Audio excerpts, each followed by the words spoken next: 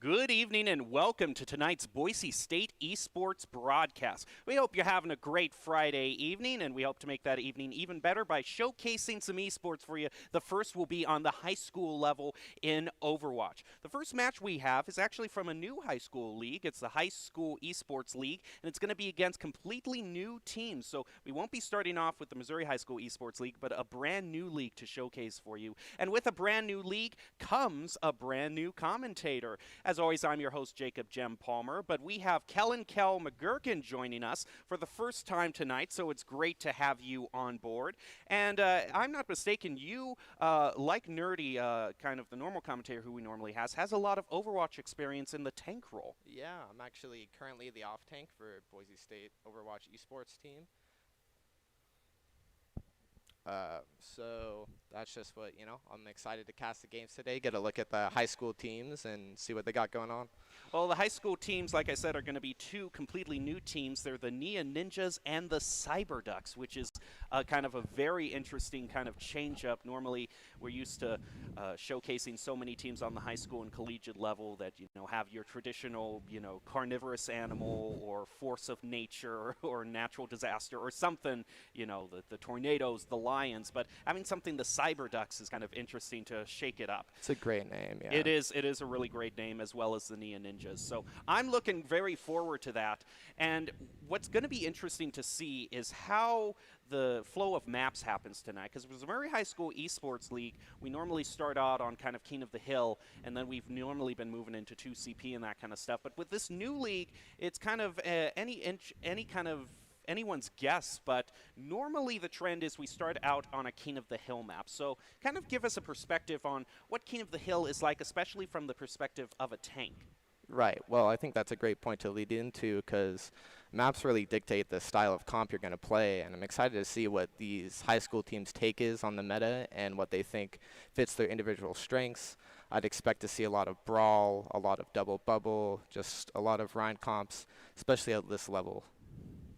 Yeah, those are kind of the comps that we have been seeing. As you can see, this first match is going to be the Nia Ninjas versus the Cyber Ducks, and it is in the High School Esports League. We're just used to showing you Missouri High School Esports Association, but a completely new league, the HSEL match between the Nia Ninjas and the Cyber Ducks. And before we get into that, we are going to be going to Doc's keys to the game in Overwatch, which is never take a fair fight. And what does that mean? Well, it means to take fights in unexpected places when they are unprepared, and don't take so gosh darn long. Doc's keys to the game brought to us by Count Global Network. Count Identity Trust Global Network delivers real-time fraud protection, account protection, and enables personalized customer experiences for more than 9,000 leading brands and payment providers. Quick and accurate identity trust decisions deliver safe payment, account creation, and login events while reducing digital fraud, chargebacks, false positives, and manual reviews. Count.com. We kind of joked in last week, Kel, that it was kind of a not-so-veiled comment on kind of a previous Boise State match that happened in Overwatch, where there was kind of a very long, drawn-out fight for the point. Oh, so. I'm well aware. I promised Doc talked to us about that a lot more than he talks about it on the broadcast. Well, we'll see if these two teams take that advice to heart, or if their respective coaches have taken that to heart. We are going to be starting out on Nepal. On this particular map, too, a lot of chances for environmental kills. But that is not going to be the first one to come out, as the Doomfist is able to take out Random Guy, but Random Guy quickly gets rezzed up by the Mercy, putting the Cyber Ducks back at full strength. Although the Ninjas are the first ones to touch the point here, we do see the May wall go up, trying to separate off one of those members of the Ninjas. Random Guy again gets taken down. The Ninjas are back at, still have full strength, although E4E was hit by an anti-nade there. Is still going to heal up to most of his health. It looks like Disease is going to be taking out Catfish with a punch to the face. And overall, after the Ninjas have gotten the point, they are just going to be pushing right up to this choke point here. And I love to see the way the Doom on the Ninja side played that. Took great advantage of the enemy team support comp. He knew they didn't have any stunts to stop him, and he just went right in and got picks.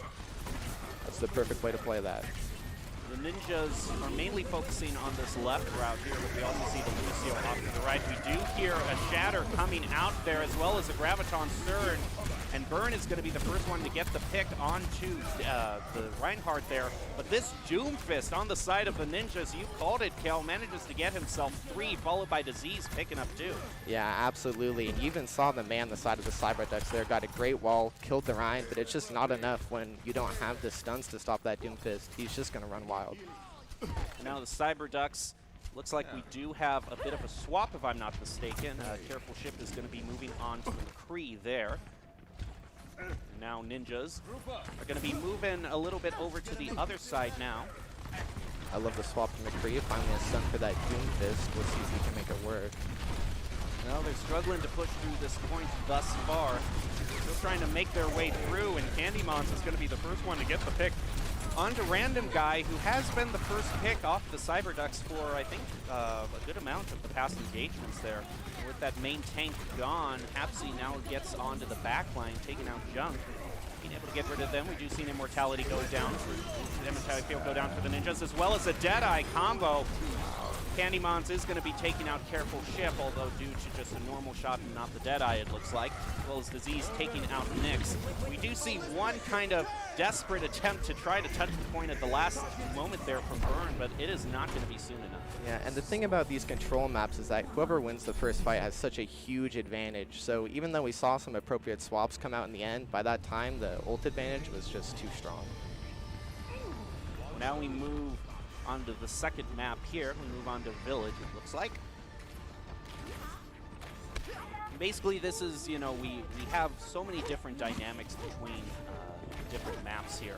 We kind of have the opportunity, Cal, kind of tell us the strategy on kind of getting to the point first in this map. Right, and that's where we see the Symmetra coming out on the Blue Ninja side, something that we at Boise State do a lot too. Very strong, very powerful. You get to the point quicker, you get to set up those turrets. It makes it really hard for the enemy team to move in. And the Ninjas were probably expecting a Doomfist, which is really hard to play in the Symmetra. So that's why I imagine they picked that. Not a bad comp either way though. Well, both of them make it to the point about the same time, although the May Wall goes up and those Symmetra turrets are going to do a huge amount of damage to Dud and Candymons there, as well as Disease. Actually, no, Dead and Candymons were the ones to take out Cyberducks. Cyberducks, unfortunately for them, they kind of rushed into that. The May Wall cut them off, and those turrets did the rest of the work. Yeah, perfect execution from Blue there. You saw they just got to the point a millisecond faster. Let them get that wall down first, get a kill on the tank line, free fight from there. We do see a swap over to the Sombra now from Burn. And that Sombra ultimate can be influential if you do you know, get the EMP onto a good amount of people, but do you think it was the right choice in this I'm a little confused by the pick, you know. I think the only utility you get here is from the ultimate. There's not really anyone you can look to hack besides the Reinhardt. Great play there, pushing it fast. Maywall does go up, and Lucio has to kind of go around that. We see Random taking out Double Dollar, as well as Reinhardt for the Ninjas, putting them at a disadvantage. Cyberducks might have finally found what they need to push through. The Maywall does go up, trying to get Random Guy cut off here. We do see the Proton Barrier is going up from Hapsy, as well as a Lucio beat now for the Cyberducks to give them a little bit more survivability. And Hapsy's taking a lot of damage, almost taken out there. A Shatter is going to come out from the Cyberducks, from Random Guy. We do see Junk and Catfish both taken out by Hapsy and Disease, who are going to get 2 more by continuing with May and Sombra. Random Guy fighting back a little bit by taking out Ninja's Reinhardt, but it's not going to be enough. So what looked like a little bit of a promising push from the Cyberducks is not going to go through. And a huge investment of ultimates by both teams there. That's a really important fight for the Ninjas to win. They overextended in the beginning of the fight, we saw, with that Reinhardt Shatter, but they had the ultimates to make up for it. And now the closest ultimate that the Cyberducks are going to have for this is going to be May's Blizzard. They do push onto the point, but those turrets just take out Random Guy, melting down his health. And the May Wall, as well as the Graviton Surge, goes up to try to protect them, but it is not going to be enough, as Reinhardt and Zarya just go all in on that Graviton Surge, taking them all out. Sombra tries to get on the point because it is desperation tactics, but it is not going to be enough. Ninjas take that one with authority. Very well played from the Ninjas there. Great counter swaps and great plans overall for their team fights. They had good ultimate use. They knew when to spend and when not to spend. So, judging on past precedent, usually the second map that we have seen here on the high school level has been 2CP, but it could also be hybrid, as we also have seen that come up in the second place. So let's go over both of them just kind of to cover our bases there. 2CP, very contentious kind of gameplay mode, especially if you listen to Nerdy. They have a very strong opinion on that mode, which is actually going to be biting the dust, apparently, in Overwatch 2. But while we still have it here for this spring season, let's kind of give us a little bit of an overview on what kind of could be the most influential maps we might see picked. Well, you know, if I was the Ninjas going to this map, I'd be looking to pick a map like Hanamura, really any of the 2CPs with that more brawly style. They did a great job there. They dominated. There's no reason to switch anything up. They just need to keep playing their game. And if we were to switch gears a little bit over to hybrid, what would be your recommendations? I think that would be better for the Red Squad on that side. They struggled to take that straight-up rush-to-rush brawl fight. Escort opens up a lot more types of compositions you can play outside of brawl. You can start to see more double bubble, even spam comps come into play. So that would be a big opening for them. Well, we have seen a variety of maps. Like you said, Hanamura has been the main choice for 2CP. There might not even be 2CP that we see here. Instead, we are going into hybrid with Eichenwald, which we saw last week, if I'm not mistaken, if my memory serves me correctly. Right, and a hybrid point like this, we'll see on the first point, yet again, it's going to be mostly brawl. I'll be surprised if they end up keeping that Genji over on the red side. We'll find out. But we'll see more swaps start to come in if that first point is captured. Well, Random Guy is going to be sticking on to the Reinhardt, and we do see the D.Va is going to be the off-tank pick for the Cyberducks. As they come up to this choke point, they're going to find themselves backed up here. As Careful is going to be taken out by that Doomfist. Now they're able to split the D.Va off, trying to push her off into these close quarters. And that D.Va mech is going to be taken down by Disease, who is just charging through the front line onto the back line, taking out both supports. Now Catfish also taken out the pilot D.Va. So Cyberducks running into a very challenging push. And yet again, I have to say, I think the Cyberducks just have a worse composition for these fight-to-fight brawl things that we're going to see. Until they get that Nano Blade going up, they're at a disadvantage every fight. Going into that Doomfist and that Zarya combo like you see right there, he can just bubble the Doom whenever he's in trouble, keep him safe. He ends up going down anyway there, but they get the trade. They do get a trade. Both teams are at 5 strength right now, but Random Guy is going to be taken out by Dud there from the Ninjas. Also taking out Burn. Capture taking a whole lot of damage as well. A little bit of a boop going on to Nyx right there, and the Mei being taken out as well. So I think Junk was the only one that really wasn't taken out there, or might just be on a respawn, if in fact he was. We're seeing a lot of ultimates coming in for the Ninja side. We see that Nano Blade is charging very slowly for the Ducks. So that's what they're going to need to win this. They make a swap over to the Mercy, going for more of a dive composition. I'm glad that they're swapping it up, trying something else. The Brawl obviously was not working. We'll see how they do here. So they do have the potential combo here with the Graviton Surge and this Deadeye or Meteor Strike here. Of course, the Mei will be very happy to put up a wall to try to get some sort of defense once that Surge is taken out. We did see Hapsy get hit with the Sleep Dart there. Random Guy is going to be swapping over to the Monkey here, but all of them are caught in that Graviton Surge. All of the DPSs, and Reinhardt is just happy to swing their hammer into that Graviton Surge and take them all out. And this Violet Diva's trying to get away here from Disease. You hate to see Reinhardt that. is gonna make it. This hurts to watch. As a fellow D.Va player, you just, oh, what a huge stagger coming in. And the Ninjas use their far superior ult bank there, but they end up spending a lot.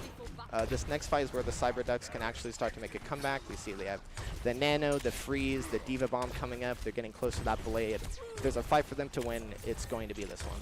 And this Blizzard can start that fight off right, but we also still see a potential combo. If this Shatter hits, that would leave wide open a Deadeye to possibly be used. We do see the Nano Boost come out, so it's not going to be used with that Nano Blade composition. do see Monkey taking a lot of damage here from this Zarya. Is going to throw down the shield, trying to get away, but it's not going to work. And with Nyx reviving Junk, that's going to put the Cyber Ducks. It's still not a very good position as Dunk is taken out very quickly by Candy Monster. It does look like the Deadeye was used there, although not for necessarily a huge showy play there. Just seems like a steady stream of eliminations was all the Ninjas needed. Great kiting of the ultimates there by the Ninjas. They got rid of that Nano, which was invested, and now they don't have it for the Blade. You can see the Lucio on the side of the Ninjas has a beat. He can use that for the Blade or for the freeze. He'll have to choose, however. That's what we should be looking at in this fight. Here comes the Blade now. And starting off with a pick, that is going to leave Burn with an opportunity to pick up some, but a very crucial stop there by Double Dollar is going to stop that Blade from going through with a Meteor Strike also coming through from Hapsy there to take out Junk. Junk is quickly revived, but now Random Guy gets taken out by the Cyberducks. Careful Chip almost taken out as well, and we do see Graviton Surge as well as Lucio beat being used as well as a Diva Bomb. It is only going to take out the Immortality Field as Dud there from Ninjas are going to be doing a great job for himself, getting a double and keeping them at an overall advantage. Some remaining members of the Cyberducks are trying to touch the point. We do see Wrecking Ball coming out, trying to do a little spin for win there, but the Deadeye is going to stop that Wrecking Ball right in its tracks, securing the win for the Ninjas in this first round, stopping even one tick being gotten from the Cyberducks. And, you know, we talked about Doc's keys to the game earlier and about, you know, not being scared, initiating those fights, and that's what I love to see from the Ninjas there. They were not afraid to press Q, they were not afraid to invest, and that's the reason that they were able to overcome the Cyberducks there. So this is going to be a very tough defense for the Cyberducks to mount here. Are going to have to prevent at one tick from being gotten from the Ninjas. What necessarily comp would you recommend for them in this situation? I mean, they only need one tick. The brawl's been working great. I think you just run that into them again. They haven't been able to stop it. And for the Cyberducks on defense? You need to switch it up. You could go for maybe some Pharah comp, something really spammy. You're going to, yeah, and it's like that's what the Cyberducks are going to go for, is a really spammy comp. Try and switch it up. Yeah, they're going to be bringing out Ashe and Pharah there, although they'll no mercy to back up the Pharah. Yeah, an interesting choice. No, there's yep, the swap, they will so swap, I was going to say. The thing about having a Pharah and an Ashe, however, is that they both want the pocket, so one of those DPS is going to end up feeling neglected in this fight. I think you definitely end up committing the Mercy onto the Pharah. I think that's your only option, and the Ashe just has to play a little safer.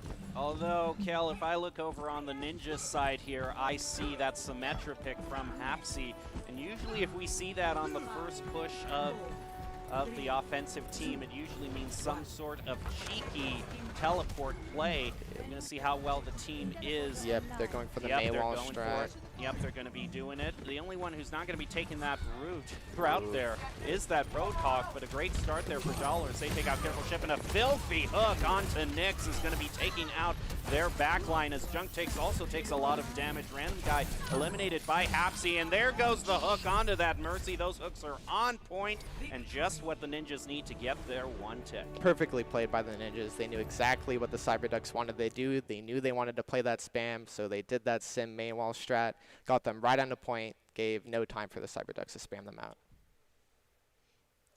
Yeah, that was a very great performance, and almost has to make me wonder, just we only got kind of a little bit of a taste of what that Roadhog had to offer, but those two hooks were so accurate and on point.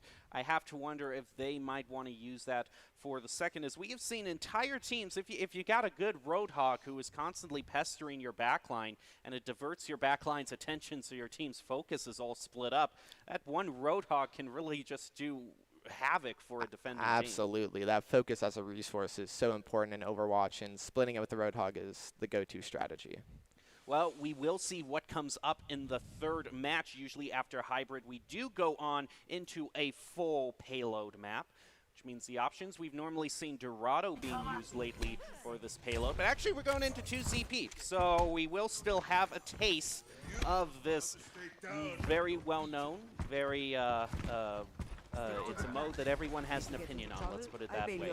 Going into Hanamura here with the Ninjas and the Cyberducks. I actually think the Cyberducks might want to try a little bit of that Symmetra strat there. They're going to be trying to use a teleport of their own. Yeah, I'm excited to see how they pull this out. I assume, yep, it looks like they're on the attack. I imagine they'll go for a straight TP to point. They're going to have to watch out for the Junkrat and the Doomfist on the side of the Ninjas. That's going to be really hard. They're going to be able to put a lot of pressure and damage onto that TP when it goes down. So the Cyberducks are going to have to be quick and efficient here if they want it to work. Well, that Reinhardt is just going to get right up in their face, pushing past the choke point and into that building. Candymons and Hapsy are going to be picking up both Random Guy and Junk there, stopping the teleport before it can really go through. Now the Cyberducks are finding themselves on the back feet there. We see a lot of focus going on to this Mei from the Zarya. It's going to have to run away there. Also, the D.Va mech was taken out. Only going to have Pilot D.Va now. Just going to try to wait for that to charge back up. And the Ninjas played that exactly correct right again. I'm impressed by their strategies. They knew that they needed to go in. They destroy the TP again before they can place it down. It just ruins the comp. You can see now the tank line gets to push in that back line. It's just a free fight, and the Cyberducks are going to have to swap off this sim. The Ninjas are playing against it. Yeah, normally once the teleport doesn't work the first time, you maybe want to just try something else there. We do see the Reinhardt get hit with the sleep dart, but there isn't really a follow-up to focus him down. But I thought the timing of that teleport was very suspect, especially since it seemed the Cyberducks still had a few members on respawn there. Oh, they're going for a top left TP. And some of their members just jump back, not going through the teleport, and that split is just going to allow this Doomfist to have a great old time. Taking out Junkin is now going to be focusing on this. Reinhardt does get stunned there. Now the Reinhardt is focused down by the Ninjas Reinhardt. And this, oh, this Symmetra, that's a stagger. And I like the creativity from the Cyberducks with the sim. You know, it's a good idea on paper. I think the Ninjas are just, you know, they have better execution right now, and when that's the case, you need to go back to basics. Yeah, I would be looking here for some sort of comp swap from the Cyberducks. Just one of those cases, and we already see kind of with that Junkrat trap up and to the right that if they try to kind of take this same route again with the teleport, Ninjas are going to be wise to their plan, so they might be trying to push through the main choke point, but we just have to also take appreciation of the fact that the Ninjas have all their ultimates available to them. They're going to use the Surge and the Meteor Strike with a combo, and that is just going to be a huge amount of damage pushed onto the Cyberducks. And that teleport placed down a little late isn't going to make any difference as Hapsy focuses down Burn. Brutal to watch, just the Ninjas pushing into the Cyberducks every time before they can get that TP down, and the Cyberducks just aren't ready for it any of these times. They need to be ready for that. They need to see it coming. They're going to do it again. We can see the Doomfist setup. We know it's coming in. Well, it almost makes me think of Doc's keys to the game, which is don't take that long, and especially on a Symmetra teleport, we usually see that thing go down very fast. All the members are just going as one and immediately go to the point before the other team gets wise, but the teleport is coming down so late in these engagements. Yeah, and they path through top there, which I like. You see that that makes it so that the Ninjas can't engage onto them early. They're finally onto the point. They can use some ultimates. They're going to try to use some ultimates like that Blizzard, and now that Photon Barrier was going up, Coalescence is also going to be used. But here comes a Riptire right onto the point, taking out both Nyx and Burn. A nasty surprise for them as they think they might have finally taken the point. Now the Junkrat's going to be focusing down both of the tanks for the Cyberducks, which still are maintaining a presence. The Ninjas still having all of their members available, though, and Disease is going to be the one to take out Random on the point. Now Catfish is going to find themselves focused down with the D.Va bomb, but they just kind of duck behind that bell there to avoid. And now the Mei is going to come on, but I don't know if they can stall out enough to keep this match going. Hapsy taking out the 2 of his own, and now there goes the 9 on 2. Careful. And that's just probably not going to be enough for even one tick. Here comes the spin to win coming out from the Wrecking Ball. Stopped right there by Double Dollar. And that is going to be it for the Cyberducks' chance to push. Yep, we saw the Cyberducks finally take a different pathing route, finally clean up that execution. They finally got on a point, but at that point it was just too late. The ultimates from the Ninjas were just too much for them, but I'm glad to see that improvement coming out. Initiating match. All right, so just like the last time, the Ninjas only need 1 tick, and, you know... They used the teleport last time. I almost wonder if that would just be a little bit of salt in the wound at this point. Certainly. To just use your own teleport and get it the first time. After the Cyberduck struggled so much, I honestly almost expected from the Ninjas based on just how they've been playing. Very confident, very dominant. You have to respect it. Oh, come on, Ninjas. Are you really going to play like that? Oh, man, that just if you manage to pull this off, that is going. Okay, no, they were just teasing us there. They're going to be swapping onto the Doomfist. But the Cyber Ducks looks like they're going to be just going with very cheesy composition by pulling out that Bastion. The Bastion Sim, well, if they can set up this Bastion Sim strategy right, where they can TP that Bastion from the high ground onto the point, cover those different TP spawns that could come up from the Ninjas, who actually just swapped off the Symmetra. Never mind. This could be a difficult game now for the Cyber Ducks. I will say the Bastion honestly isn't bad though into a Doomfist in main and a Roadhog, so we probably need to see some swaps coming up from the Ninjas to counter that Bastion. We have seen Bastion work out on Hanamura in some past matches from the previous weeks. The Ninjas are going to be taking this side route here. You know, we've actually seen this side route used a lot of the time, but the Ninjas certainly think it's going to work out for them. Now here comes all of that push from the Bastion, but they're just going to push through without any fear. Is it going to work out for them? The May is already pushing up and to the right, getting close to the point. See, the Bastion is planted very firmly on the point there, but no eliminations coming out from that Bastion. Now we see Lucio, has made his way to the back of the point. Those turrets are trying to take out Reinhardt for the Ninjas, and that firmly planted Bastion is going to manage to take out Half-Seat, but Candymon manages to unseat the Bastion from the point. So it's a question now of if they do continue their push, they are going to continue with it and go towards the point. The May wall goes off to trap some of the members of the Cyberducks who just get focused down. That's going to be Catfish, Burn, and Nyx all taken down as they're trapped on the point without their other members to help them, and that's just going to do it for the Ninjas. Dogs keys to the games, man. I mean, they just wasted no time getting in the face of the Cyberducks there. They put a lot of pressure on that Bastion, took him down early, and that's all they needed to do to win. Well, that is the first covered match on the books for the High School Esports League and the match between the Nia Ninjas and the Cyberducks. One of the sponsors for Boise State Esports is the Idaho Army National Guard, and they invite you to take your impressive critical thinking skills into real time. With more than 10 jobs offering a $20,000 bonus and your degree of choice paid for, the Idaho Army National Guard is the best team out there. Reach out to them on Twitch at iGuardGaming. That's going to be the first match in the books for High School Overwatch tonight. Of course, as you know, we also cover the Missouri High School Esports League, so I have no doubt that we will have some matches to showcase to them from them coming up in the near future. But normally between these matches, we're just going to be taking a little bit of a short break. But a Missouri High School Esports match will indeed come out after that break. It's going to be Central R3 versus Wellington Napoleon, two well-known teams that we have seen before. So make sure you're following this channel, and we will be right back.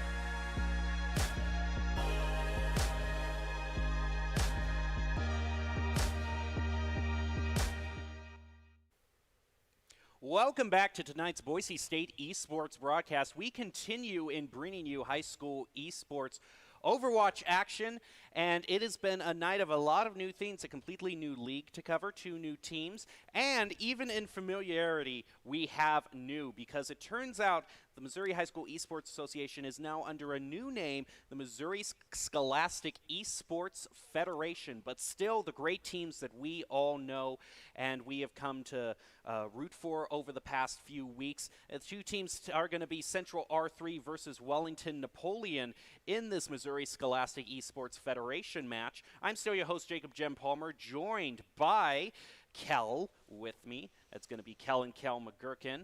And Kel, it's been great to have you on for your first time covering esports. And for these 2 teams, we have seen a lot of them in the past. These are 2 familiar teams that we normally see at higher levels of play here. So this is going to be a very competitive match that I am looking forward to.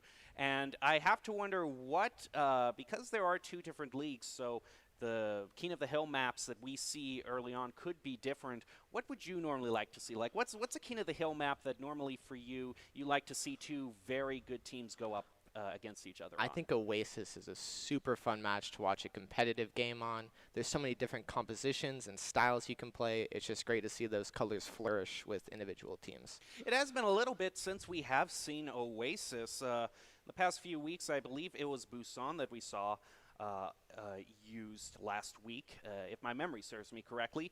But in this overall season that we have been covering for what is now the Missouri Scholastic Esports Federation, in Spring Overwatch, it's 14 schools in an 8-week season. All teams are going to be seeded in the playoffs, which will start in April, which is just a few days away. So getting close to wrapping up this season. And we can also see here in this overall, we see Central R3 is 2-2, but Wellington Napoleon having a 4-0 lead. So Wellington Napoleon, Hickman, and Blue Springs, like I was saying, very well-known teams that we have seen a lot of.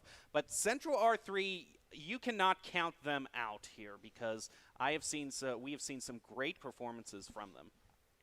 And so what kind of is the general mindset that, if you're a team that's 2-2 going up against an undefeated team, what's kind of the overall match, the overall mindset that you put yourselves into, not to, open up a sore spot too wide, but undefeated teams, that's no guarantee of how this particular match is going to come out. If you look what happened, in the Mountain West, League of Legends finals, Boise State went into that undefeated and wasn't able. So what do you do if your team going up against an undefeated team and want to, kind of change it up and take the win? Play your game. Absolutely. Just bring it to them. Play confidently. Play what you want to play. Don't let them dictate the game. Don't get in your own head. When you're playing a better team, it can be really easy to play a little scared, a little more skittish, be afraid of making mistakes. But you have to make those mistakes. You have to learn, especially when you think you're playing against a better team. Well, here we are, Wellnap versus Central R3. Very interested to see how this turns out, with an undefeated team going up against a team that is 2-for-2 in the overall season thus far. So we head into the first map, which is going to be Ilios starting out on Boop City. I'm surprised if you see 2 brawl cons coming out on Ilios well here. Usually you'd see some spam or some double bubble. Looks like both teams are going to be taking a fight in right room, which favors both of them equally. And here comes Ducky, is going to be the first pick, taken out by Big AV, who takes 2 more, taking out both Lucio and Reinhardt. And Milk is going to also be taking out the Moira, and we do see the Hoover there, Nose, as well as Manic to kind of just reset right here. No point in keeping the fight drawn out. Yeah, good resets there coming over from Central R3. I'd hope to see a swap off this Genji, to be honest. I'm not sure what values he can find. He'll be needing to pressure that Hanzo. If he can't do that, a swap will be necessary. We do see the Maywall coming up there from Central R3, trying to split some members off. Wellnap does have the Shatter, which they are going to use, and a huge Shatter followed by the charge into the Reinhardt. Deadly Mouse is just going to find himself taken out by both tanks from Wellington Napoleon. The Maywall does go up to try to peel some of them off, but none of them are being eliminated. Bink is now going to be taken out by one of the supports from Wellington Napoleon. That's going to be Turtle. Wellington Napoleon still having a pretty good handle on this point. I love the way Wellington is playing this. They're giving Central no room to work with. They're setting up those long sidelines for their Hanzo and their Echo to spam down, taking great advantage of the composition Central R3 is playing. Nebula has managed to take out Genji.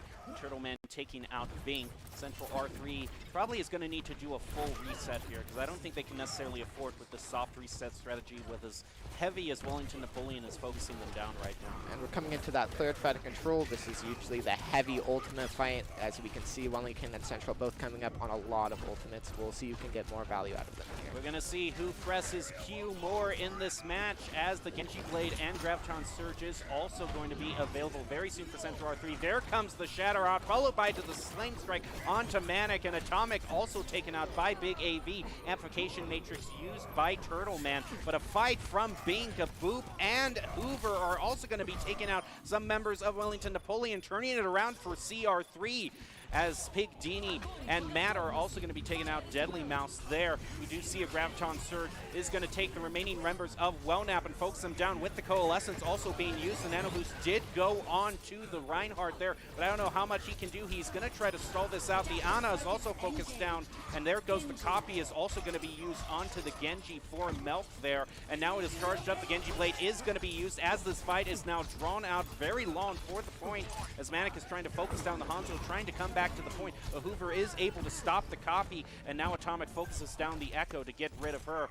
And just with little time to spare, 99% for Wellnap, CR3 has managed to take the point. Very close, very scrappy fight. We finally see that Genji start to get the value that we expect from it. He pops that blade and wins them the team fight, but it doesn't look like it's going to work out for them.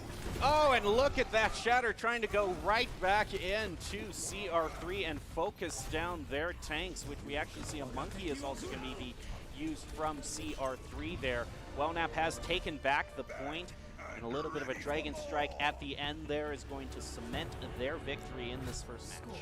And, you know, I think Wellington played a great map there. They played to their win conditions really well. Central had a couple struggles. You know, the thing with that Genji is that it's really feast or famine. You can see that one fight where he gets like 5 kills and wins the minute, and then the rest he just doesn't get much value in.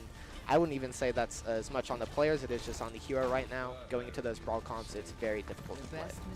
Well, we do see this map here as we head into Ruins here. This map that traditionally with very long sidelines is what we normally see maybe a Widow being brought out on. We don't see a Widowmaker for either team. Yeah, those Fallout nerfs for Widow hit heavy. We'll be seeing some brawl comps come up for both teams. Ball on the side of Central R3. I'm excited to see how he plays that and how they set up these engages with a Chunk and a McCree. Should be interesting to watch. And this Wrecking Ball for CR3 looks like he's trying to plan some sort of sneaky flank here, as Big AV is going to get stunned and down to 25 health. Has to get away, but is going to be taken down by Ducky. Milkman also manages to answer that back by taking out Deadly Mouse, so both teams are still at 5, although CR3 is going to have a little less of a front line right now. Both of them are contesting for the point right here. Nebula is on the point, but Bink is trying to focus some damage onto them. A Hoover is going to be the one to take out Nebula. Turtleman answering that back by taking out Bink, but with Ducky and Manic, both DPSs coming through there for CR3, able to take out Milkman and Turtle. Big AV answering that back, though, taking out Manic. It is a back and forth battle for this point, which CR3 has managed to take now. And we also see a swap onto McCree coming through from Wellnap. And I love that. I think this is where we're seeing Central R3 take that game into their own hands, picking some comfort picks with this Ball, this Junkrat, this McCree. It's working really well, and it's a great counter to the Doomfist. And look at that Wrecking Ball just moving around into that back line of Wellnap. Is just going to slam into all 4 of them. Manic also has this Deadeye, which is coming online. Big AV was taken out there. We do see a Nano Boost being used. Might be trying to take out this Reinhardt, but Manic found himself with a little bit of damage being focused on him, so had to burn that Deadeye. Nebula and Turtle are going to be eliminated by CR3. He has managed to get a pretty good handle on this point here. Now the McCree's going up against this Doomfist, which is just going to dive off the side and reset for Wellnap. A quick reset indeed, and I think maybe a little overconfidence coming out from Wellington after winning that first map so hard. I want to see a cleanup on their execution. Otherwise, it's going to be really difficult for them to play into this Ball Junk combo, which just thrives on chaos. Well, here comes Wellnap with 2 ultimates available. They are going to have this amplification matrix. There's going to be a whole lot more ultimates available for CR3 with this Lucio beat that is going to be coming online very soon here. There goes Nebula with 2 shatters actually coming out from both Reinhardts, and the Deadeye is going to try to be used. It is going to pick up Ducky right after the Riptire is used, so Deadeye a lot more effective if you're just standing still, and that it really turned out to be the point there as this McCree is going to find themselves up against the Wrecking Ball there with some help from the other teammates is going to take out a Hoover. Milkman also eliminated by Deadly Mouse. And this back and forth battle has just allowed CR3 to continue to tick up. And now we're entering the final seconds of this match. Pigdini is going to be using that Graviton Surge. And now Amplification Matrix also being used to try to turn this around. And Big AB might just be the one to do it, getting both the Lucio and the Reinhardt, continuing on to the McCree. Ducky is answering that back, trying to take out the backline with Ana, but that's going to be answered back by Nebula. And Wellnap just at the very last moment has taken the point back for themselves. Great plays by Big Gav on the Doomfist there. We see Wellington has an advantage when they finally are able to make it a point with that Doomfist McCree comp. It's getting there that is hard, and now Central R3 having to push in with this Doom and Junk I think is going to be difficult for them. All right, here comes the push from CR3. They only need to get this point back in order to win this. We do see Nano Boost being put onto that Reinhardt there, who follows up with the Shatter, but it isn't really going to find anyone from CR3, and the Deadeye is just going to be stopped right there. Like, not able to get any sort of mileage out of that. And now Nebula gets a double of their own, followed by Big AP, just forcing CR3 to reset. Right, and if Central R3 doesn't want to change their composition, they are at 99%. They can play for a 6 ultimate fight, try and rely on that. It's risky, but it's probably their best play at this point. Pushing into the comp from Wellington here, they're just at a disadvantage because Wellington can engage so much easier and so much faster. Where we're going to see that engagement start out with Matt being taken out as Big AV continues to be able to get a good pick onto Bink, and now Ducky putting CR3 at a disadvantage for this push here. They are holding on to their ultimates, might not want to use them at this point, and a Hoover now does go down thanks to Milkman, and Big AV proven very crucial there, getting 3 picks out of that total engagement, and a quick swap onto the Genji.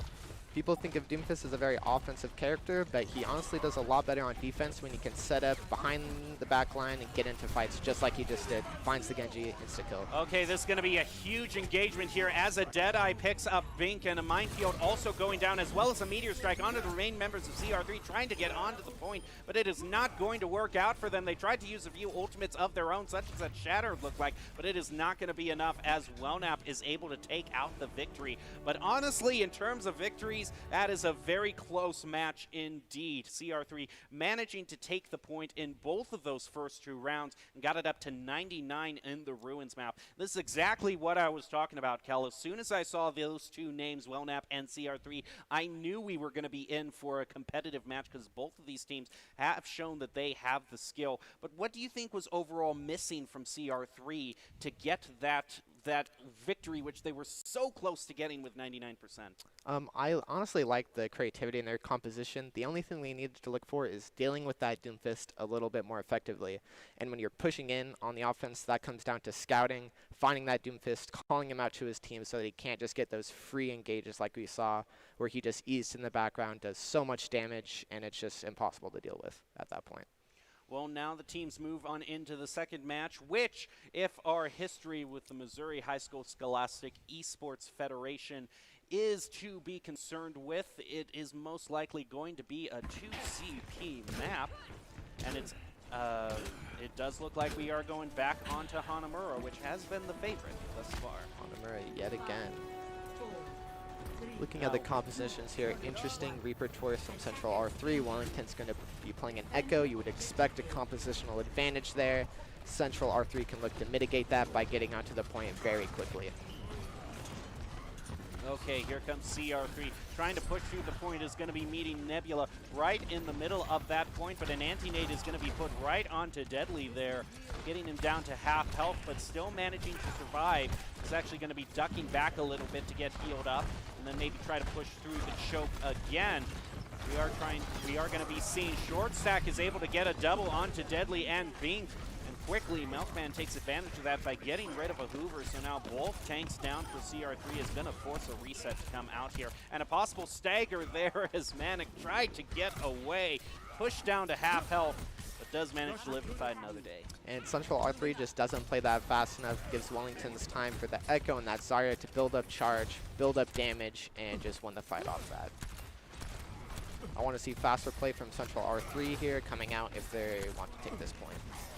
Well, Milk taking a bit of damage. They're getting down to half health, but it is going to be Cubo, which is the one to get the pick onto Deadly Mouse there. It's going to stop their push yet again for CR3. Ducky going way low on health there. Does look like they're going to hang back for a reset. Yep, little mistiming there. It looks like on Central R3 with the tank line. Then Ryan pushes in alone. Just a simple mistake.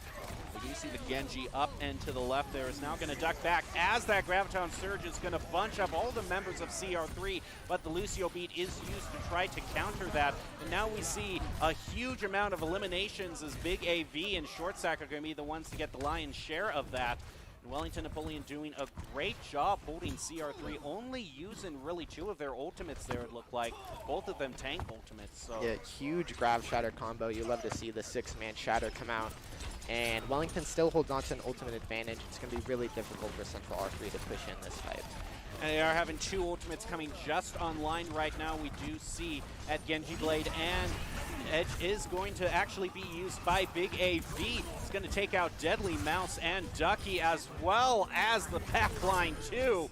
And a Hoover, can he find Manic? He might want to try. Nope, no team kill is going to come out from that Genji Blade, but just tearing into into CR3. Again, with only really 1 ultimate, we did see the Nano Boost combo actually there, so the Nano Blade just really being used well. Wellington Napoleon has been very disciplined in their ultimate usage thus far. Has managed to keep them with combos that they can use basically every engagement. Great rotations coming out. Excited to see how they do that next fight. Looks like they're just going to be having some support ults.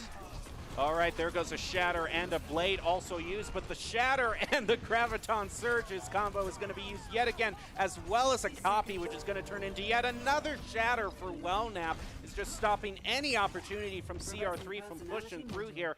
But hey, they got the Deadeye, so anything can happen. Absolutely great ult rotation yet again. They end up only investing a single support ult and the Echo ultimate to win that fight. And Central just still doesn't have a significant ult advantage, I would say, going into this fight. You know, maybe a little bit if they can get enough value out of these support ults, and they do not. That is a huge Shatter onto CR3 before they can use anything. They are just mowed down all at once, and now there's only 20 seconds left. And Ducky is actually going to be swapping off and not use that Deadeye. He's going to be using the Junkrat, but hey, as we say, no ultimate is worth having the wrong composition. It's now just going to go right onto this point here. Big AV does have the Genji Blade used, and the Nano Boost is going to come on as well. Are we going to see the combo go through? It might not be needed, as Big AV knows. Now we do see the combo come through, but it is so late in the engagement that it isn't even going to matter. It's more of a celebratory Nano Boost, Nano Blade. Absolutely, just superior play coming out from Wellington, that entire map. Better ult rotation, better engagements. You see, you know, that one fight when Central has a slight ult advantage, Wellington just takes it away, engages first, listening to Doc's keys of the game yet again, just playing faster. All right, so now Wellington Napoleon only needs 1 tick to be able to take the win in the second round. But CR3 has managed to, you know, they were down in the first match, managed to make a very impressive showing in the second map of the first round, so maybe they can mount an impressive defense here. We will just have to see. And we have seen Central R3 fare better on the defensive side of these maps, especially on that control. We saw them get up 99, just winning 1 team fight. And so that's what I'm hoping to see here. I like their composition. The Freeze and Lava coming out from the May and Torbjorn. It's a comp that's popular here at Boise State. We play it a lot, so I'm excited to see it at the high school level too. Have to see how well they can play that. We do see the Nano Blade combo still being used by Wellington Napoleon. Still confident in their ability to use that.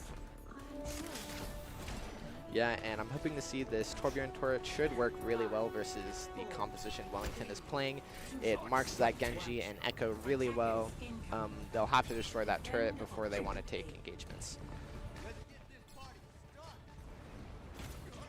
And there goes the Wrecking Ball just right through the choke point.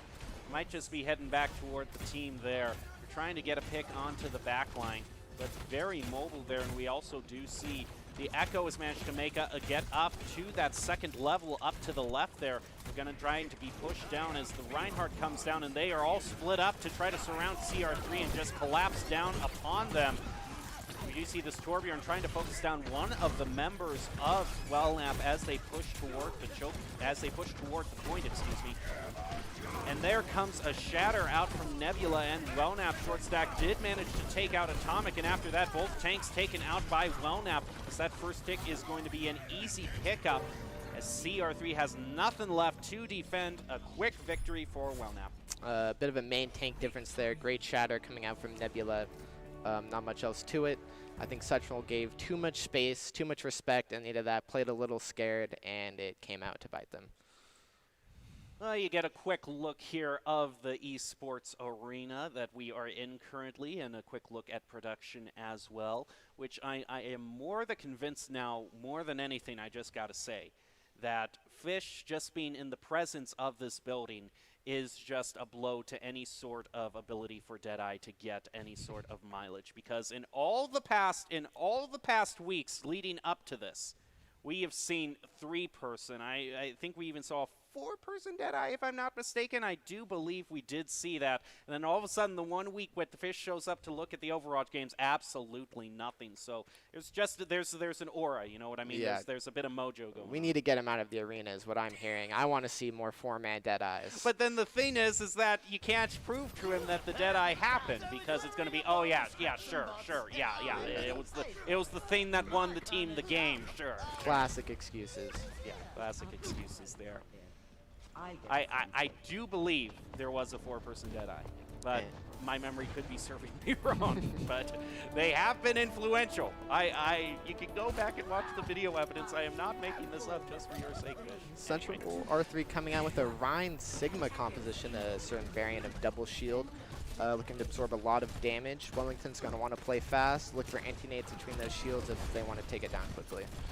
CR3 starting off on offense could be the spring in their step, because it is hard to defend this first point here on Keen's Row. Very familiar map to a lot in Overwatch. It is kind of a love-hate relationship with how often it is played here. We do see Ducky going off to the side, trying to get a few shots onto the backline of Wellnap. We did see a trade there in picks for both teams. Now both teams are back up to full health, but you have to keep in mind, like we saw for that split second there, it is a long walk back to the point for Wellnap.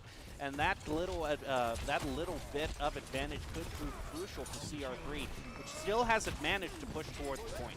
And this is where I want to see Central 3 play the game very slowly, look for their picks, just like that. Let Wellington try and push into that Junkin Hanzo. It won't work. And now Coalescence being used by the Moira. We do see Immortality Field also used and put down there. CR3 finding themselves one down. There goes a huge shatter onto the members of CR3, and the charge to follow it up as Big AV gets a double, now triple onto CR3. Ducky, the only one preventing a team kill from being used. Wellington doing a great job taking advantage of Central's mistakes there. Central just playing a little too fast, a little too reckless, I think, in my opinion, for the composition they're on now, and Wellington just doing a great job recognizing that, punishing their mistakes. Now here comes the next opportunity from CR3. Is going to have the Gravitic Flux and the Riptide also used, and that Dragon Strike is going to be used immediately to push Wellnap into a tighter position here, although that Junkrat is taken out in mid-air. But Hoover with a double there is going to be what CR3 needs, with the Gravitic Flux taking that. Reinhardt is now going to be focused down as well. CR3 has managed to push themselves to the point. Nano Boost coming out onto that Reinhardt to try to keep the defense going. And Reinhardt is going to do Grandma proud by getting 3 eliminations, now 4. That is a Nano Boost used to full effectiveness. Wow, and that's the common trait we see from these top undefeated teams, is that they are not afraid to invest ultimates where they seem like they're down. Central R3 is down, what, 2 players there? They don't care. They invest the nano. They recognize the opportunity. They go for it immediately. And now look at this. Wellnap has 5 ultimates still to use. So just the nano boost onto the Reinhardt was enough to wipe out the entire team of CR3. What will they use in response to that? I don't know what cues are going to be used, what they have in mind. There goes a Shatter and Junk Tire combo, which is going to work out and take out a double, but the Genji Blade in return is also going to take up a double. That Reinhardt is holding up the shield, and this Hanzo is in trouble here, going up against the Genji Blade, but fights back against Big AV with a punch to the face, saying, you are not going to be able to turn this around with your Genji Blade. We are here to finally take the point, get 1 tick onto it, but Wellington Napoleon isn't out of the fight yet. They are going to use the Gravitic Flux and take out Ducky with it, with a copy actually that was used by Milkman. There's this Echo still proving to get great mileage out of that. We do see a Shatter was used there. A Hoover swapping over to the Tracer. They're going to get hit with the Sleep Dart, and now the members of CR3 are split apart. They only managed to get 1 tick on that point. Right when they think they get a break, they use their ultimates first. Great job from Central R3, but Wellington just plays that really well. Backs up, kites, comes back in with 5 ultimates, and wins the fight. Well, here's their last chance.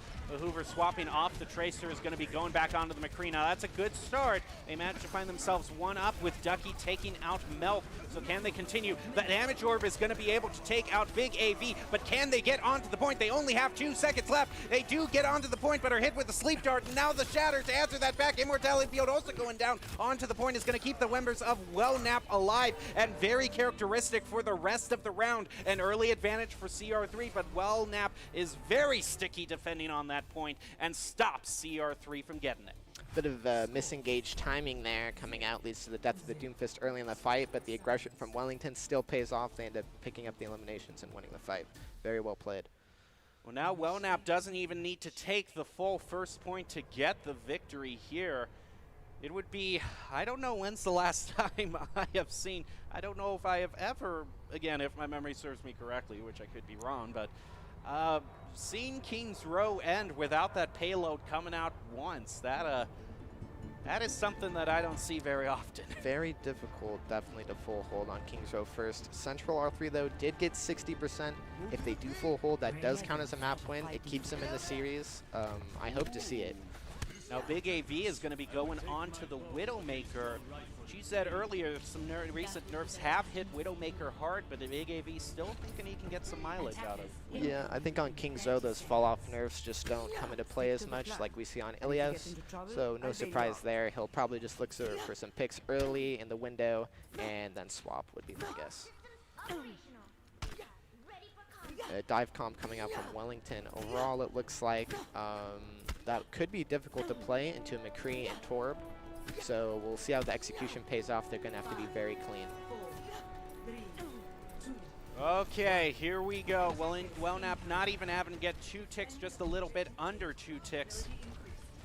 They are going to be on this Monkey here and the Diva, so very divey comp that they are going to be using here, trying to get one of those picks onto the back line. They do the rotation around. Big AV already taken out that Torb turret, but not a full elimination.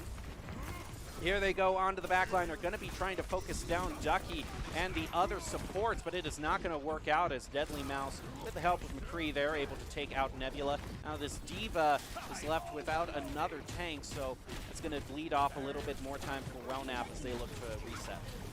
Central R3 playing this pretty well, backing into that corner when they feel like they're getting pressure too much, waiting for Wellington to engage, but a huge pick onto the BAP. That's going to be hard to win now.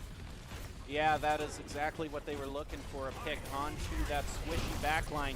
And now Winston is back in full force, and this Diva is going to go right into Torbjorn. Ducky gets hit with the Sleep Dart, is also focused down, as well as Zarya as well, and that is just probably going to be it. All they needed was 1 good engagement, and it was going to work out for them, already getting 1 tick.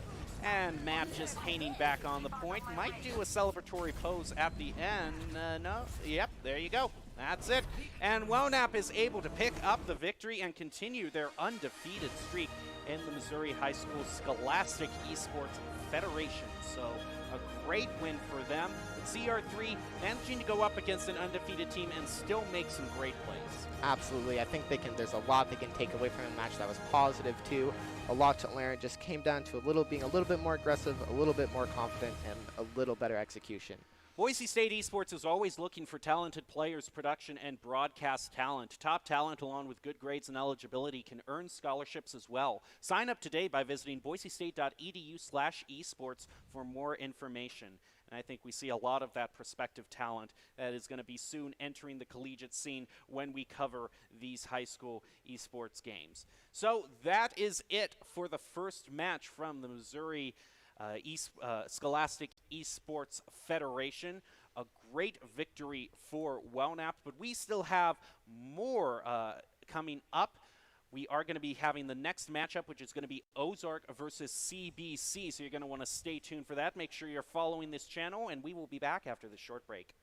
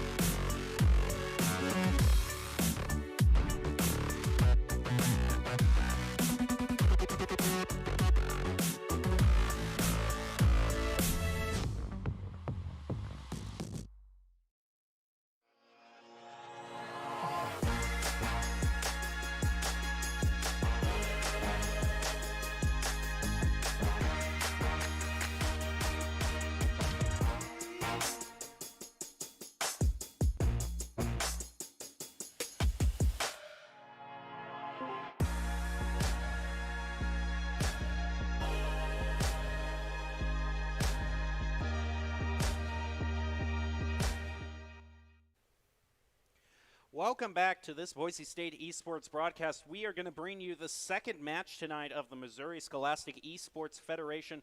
On the high school level, it is going to be Ozark versus CBC. I'm still your host, Jacob Jem Palmer, joined tonight by Kel, first-time commentator for Boise State Esports. It is great to have him on board with us. And now we move on into the second match of the night when it comes to Missouri. And now, Kel, what has been kind of the main thing that surprised you thus far looking at the high school level of this esports play? I've been impressed, honestly, by the level of aggression and execution we've been seeing from some of these more dominant teams. And I just hope to keep seeing that. You know, we love to see aggression in Overwatch. It's what wins you fights.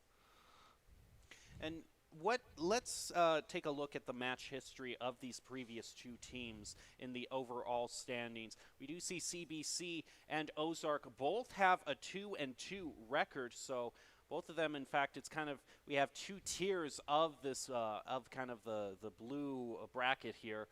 We have the three undefeated teams and then a bunch of other teams trying very hard to stay relevant and up in this bracket, all tied at 2-2. So these two teams should be fairly evenly matched. We should see some very, I would hope, very long, very evenly matched rounds here. Of course, that might go against Doc's keys to the game, which is to not take so long, but with two very evenly matched teams, you have no idea what's going to happen. We'd love to see some good competition coming out. I'm excited to see what these teams will bring to the table, if we'll see something new. We've been seeing a lot of brawl comps from these high school teams, which makes sense. It's aggressive, it's pretty easy to run, and I'm excited to see more of it. Well, once again, here is a look at our matchup, which is going to be Ozark versus CBC in the Missouri Scholastic Esports Federation. And before we get to this particular matchup, we can do a quick review of Doc's keys to the game, which we brought up earlier. It's going to be never take a fair fight, which is to take fights in unexpected places when they are unprepared and don't take so gosh darn long. Brought to you by Count Identity Trust Global Network, delivers real-time fraud protection, account protection, and enables personalized customer experiences for more than 9,000 leading brands and payment providers. Quick and accurate identity trust decisions deliver safe payment, account creation, and login events while reducing digital fraud, chargebacks, false positives, and manual reviews. Count.com. So let's jump right into it. The first match of Ozark versus CBC going to be taking place on Ilios. Ilios indeed looks like we'll have well up first. I'll give the teams a second to really pick their real team compositions, make sure I'm not saying anything wrong. And it looks like the red team, I can't see their name quite yet, will be coming out on a Symmetra for Ilios well. That's something I haven't seen before. We'll see if he stays on or if it's just looking for a quick TP out of spawn. And it looks like he will be staying on the Symmetra. I'm excited to see how they're going to play this. I'd expect them to take left room, something like that.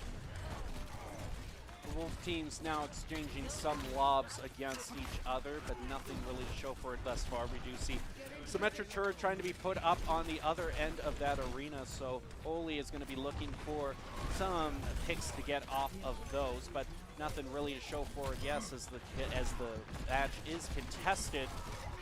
Silent is going to be the first one taken out by Zero. Wolfie answers that back with the Flame Strike, putting both teams back at even for this engagement. And now Ninja on the McCree is going to be able to take out the other McCree, putting Red at an advantage here, and that boot onto Waffle is definitely going to allow Red to possibly get the overall victory here in this engagement, maybe take the point as CBC pushes onward, still contested, but the counter has gone way up towards them, and allows that turret there staying on the point, managed to pick up that Lucio. Hunter also being eliminated from Ozark, and CBC still managing to try to fight for this point. It hasn't been taken yet, as the Lucio B tries to keep the other members of CBC alive. One of them is going to fall down that center hole, but overall, a victory for CBC. Both teams coming out with very spammy comps, looking for very spammy playstyles. We see, though, CBC ends up going up a lot of characters in that fight and doesn't push what's lets Blue come back, and then they have to invest ultimates. I'd like to see some more aggression come out from the teams once they realize they have that man advantage. And here we see a huge shatter being pushed onto CBC, followed by a double Deadeye. That's what we were looking for, and now the Photon Barrier is going to prevent that counter Deadeye from going up. It's going to be a team kill for Ozark with the help of that Riptire as well. So a great combo being used there with the Shatter and Deadeye. Great play there from Ozark. Just comes out aggressive, comes out swinging. We love to see it. Gets a team wipe. They'll get to play the defensive here now with that Junkrat. That's going to be really strong. They can spam them in this hallway, and we'll see what ultimates get invested. Unfortunate there for Zero with the Lucio boot down into the center well, and Coalescence is also going to be brought out by CBC, pushing Ozark off the point. We see Ninja and Wolfie picking up 3 picks onto Ozark, taking out their Reinhardt, Cool Boy, and Cal.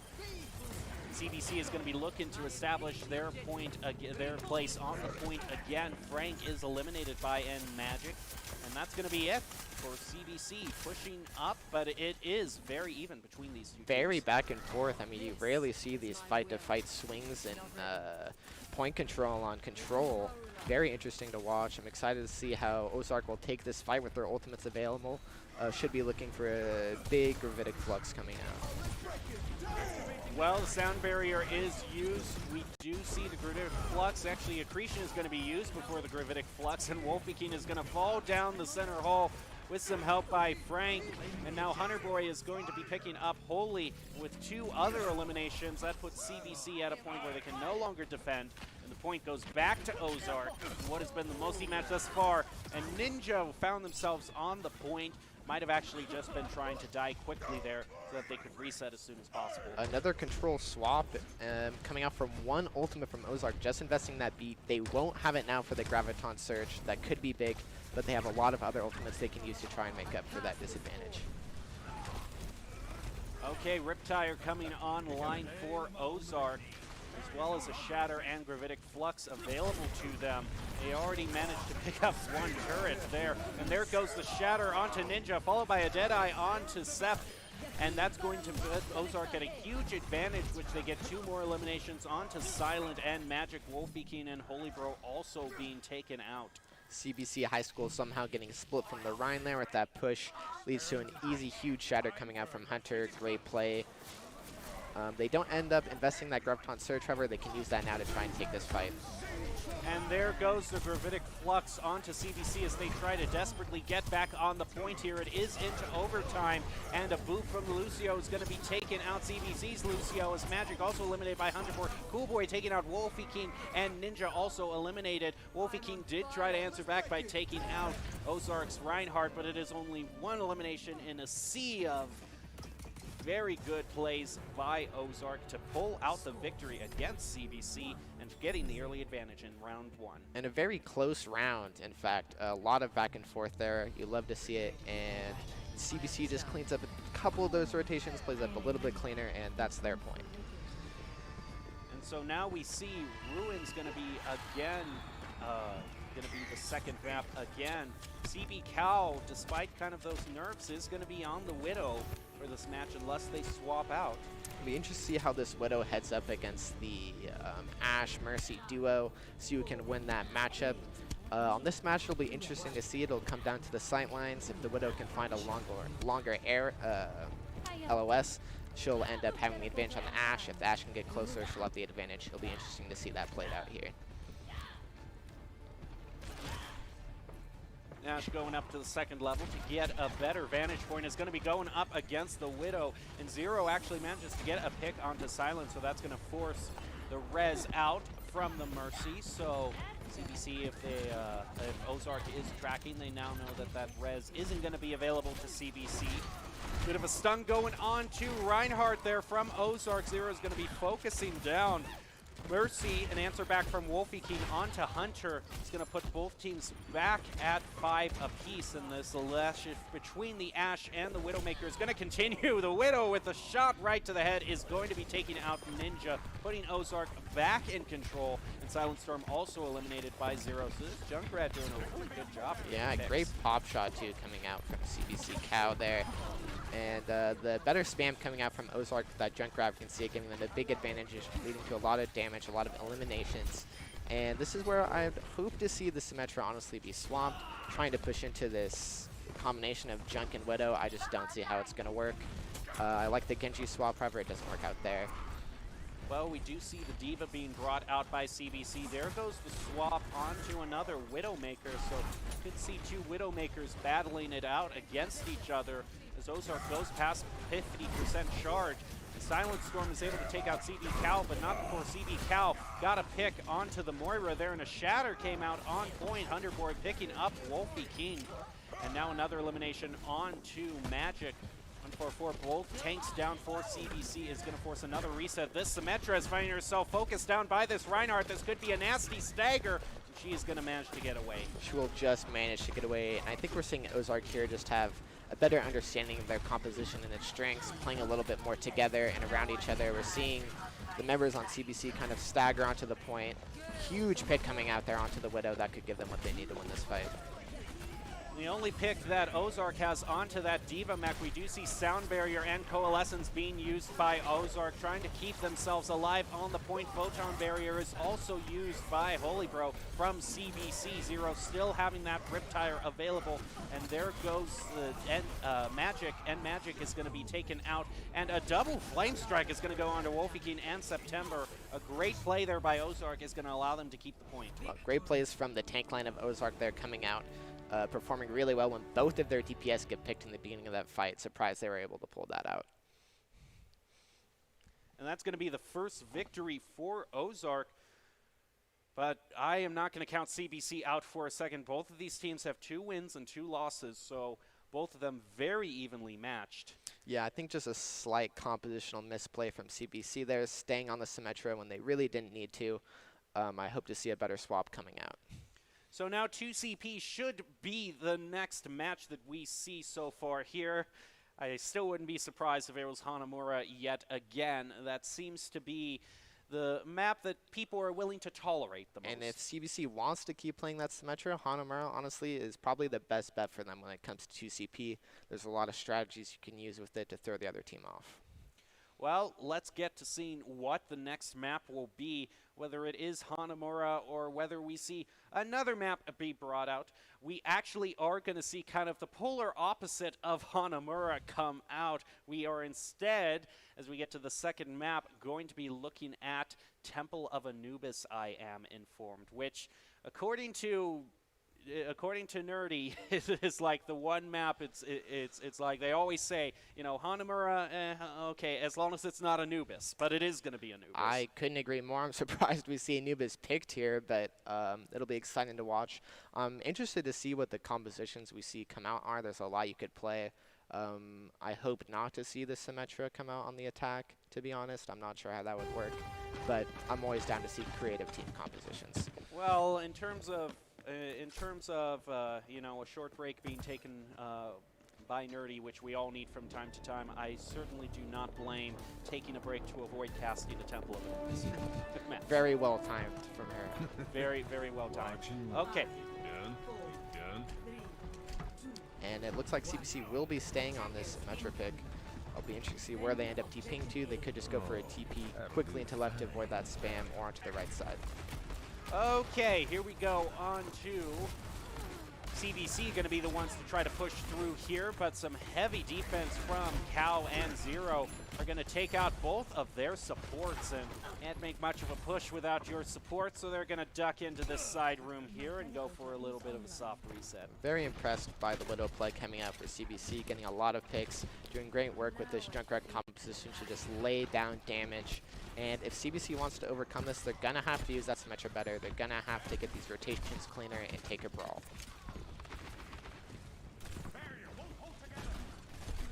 All right, CBC is going to try their second push here, although it seems one of the members is back toward the spawn board. They're going to be taking the side route here. Going to be met with just a wave of damage. Wolfie King did manage to take out Hunter Boy, so front line taken down from Ozark. Holy Bro is eliminated by Frank, and now Zero eliminating Ninja as well. This Junkrat is just more than happy to lob those bombs and that Riptire to pick up a double there. This is just a Junkrat's dream. And we see those just lob those bombs in there and watch them pile up. Those tight chokes coming out on Anubis, the reason why it's often cited as an unpopular map, works so well for the Junkrat. You can see it just gets free spam, basically can't miss spamming into that room. So much damage. I mean, like he says, aiming's overrated.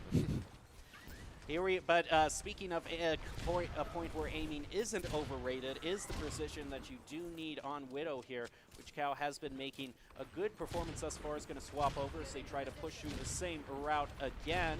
We do see Valk does come online for Mercy there, an Immortality Field also sent up by the BAP. Now Zero takes out that Immortality Field. Valkyrie used by September, it looks like. Ozark still manages a little fight of the Reinhardt's there, and Wolfie is just going to go charging into Hunter, who gets stunned there. Now he's going to find himself all alone, so that was a fun charge to watch, but it didn't really pay out in the whole long run there. But CBC does manage to hit the point at least once, but only with the Mercenary using Valkyrie. And that isn't going to work out as Holy Bro in September get taken out. A bit of a flashbang going on to CB Cal. That's the only elimination that CBC has for them. They also burn the application matrix. Ozark, those are 6 big ultimates. The there. late staggers coming up from CBC is just going to feed the ultimate charge of Ozark. Should make it a very easy fight for them to win. But as the Overwatch adage goes, 5 ultimates you win, 6 ultimates you lose. We'll see if Ozark gets too overconfident, and that ends up being the case. Well, they already used one, the infrared side, to give them a little bit more of info while CBC moves to push through here. Still see all that spam being put onto the choke point as CBC now tries to push through toward the right here. It's going to go taking the right route now. Manages to rotate around successfully. But they are caught up in this Gravitic Flux, which is going to catch the Baptiste off guard, put them at disadvantage. And now Wolfie King is taken out by Frank. Now Ninja answers that back by taking out the front line and the support now from Ozark. So CBC still has a chance at this, and that High Noon is stopped right in its tracks by Cool Boy. And the rest coming on to Wolfie King, but Zero fighting back with a double Riptire from Ozark is going to keep the point from being taken from CBC. And now it is very little time left. We do see it looked like a Graviton Surge was burned immediately there. Now this is just desperation tactics. They need to get to the point. The Baptiste is trying to get to the point. Isn't going to make it. Desperation indeed, for sure. Ozark just coming out with a great collapse onto CBC, using their ultimates very well. Just better played. And we see Cow getting picks on picks on picks, just making it even more difficult.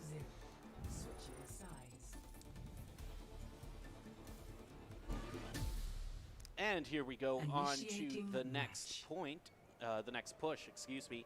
The push to the point, which only needs to be 1 tick since CBC didn't manage to pick up anything there. So should be a short walk for Ozark. But, I mean, we saw how CBC can get caught up in these very narrow choke points with all that spam damage coming through. So maybe it'll be the same story for Ozark. Interested to see the compositions that'll come out here on the defense for CBC, what they think their best shot is at winning. And I'm a fan, you know, honestly, I like the Junkrat pick here. We saw just how strong it can be on this first point Temple of Anubis. Symmetra will add even more spam onto that. The only thing I would be worried about is Ozark swapping it onto a Echo, a Widow, any kind of long-range DPS that could be very difficult for CBC to deal with. In terms of DPSs, Ozark is also going to be using a Junkrat. Zero not changing his pick, so maybe thinks he can do just as much on offense as he can defense with the Junkrat. We also see CB Cow is going to be using the Doomfist, so they really need to get past those choke points since they don't really have a whole lot of long-range DPS. Absolutely, and if Ozark can get into that brawl situation, that's where you expect them to have success, but until then, you'd have to give the advantage to CBC on the defense with their composition. The Doomfist is trapped by the Junkrat trap. Oh, that has gotta hurt. The classic Junkrat trap is there every time. You hate to see it. Too eager, too eager.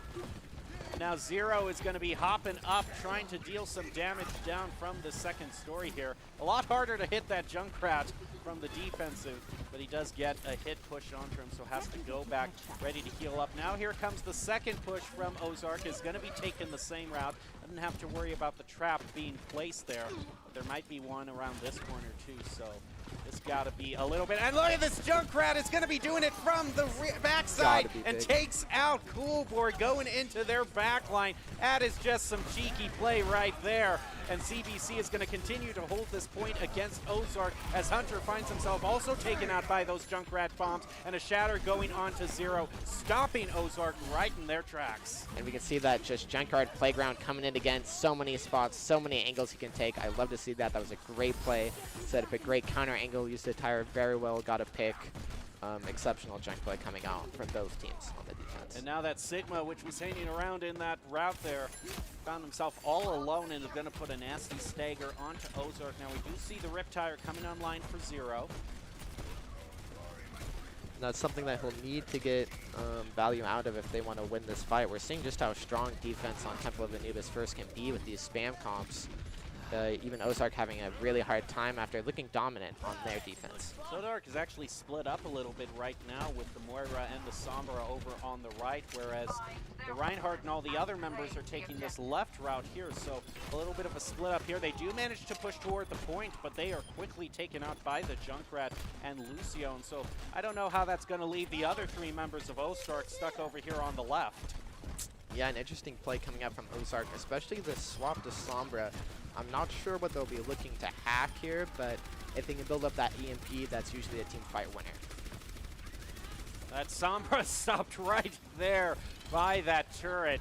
Those turrets and traps moving so nasty. I believe I saw that Junkrat trap just placed right in front of the choke point, right in front of the stairs to the right there. So both of these spammy heroes, just the Junkrat and Symmetra spam is moving so hard for Ozark to get past here. Absolutely, and look at CBC's ult bank here. 6 ultimates online. They haven't had to use anything the past 2 fights. They'll be able to cash that now. The Ozark themselves has 4. Oh.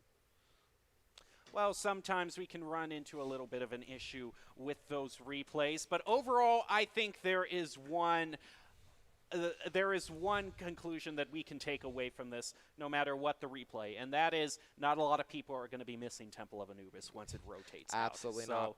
So I think that's the true thing that we need to take away from that second match, is that Temple of Anubis not everyone's favorite. But now we can move past 2CP to the third match, which should be hybrid, which has some more interesting plays. We've seen Eichenwald, we've seen King's Row, but there are still some other choices that could be done. Numbani, one of them.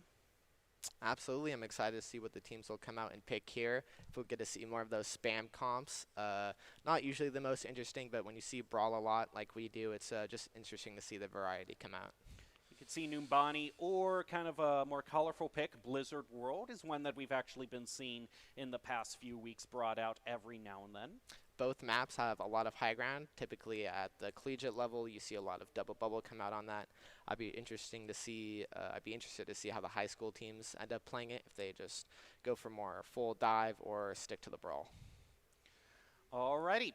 Well, we are on the cusp of the third match, so we are going to get to that as soon as we can. Again, this matchup is Ozark versus CBC in the Missouri Scholastic Esports Federation.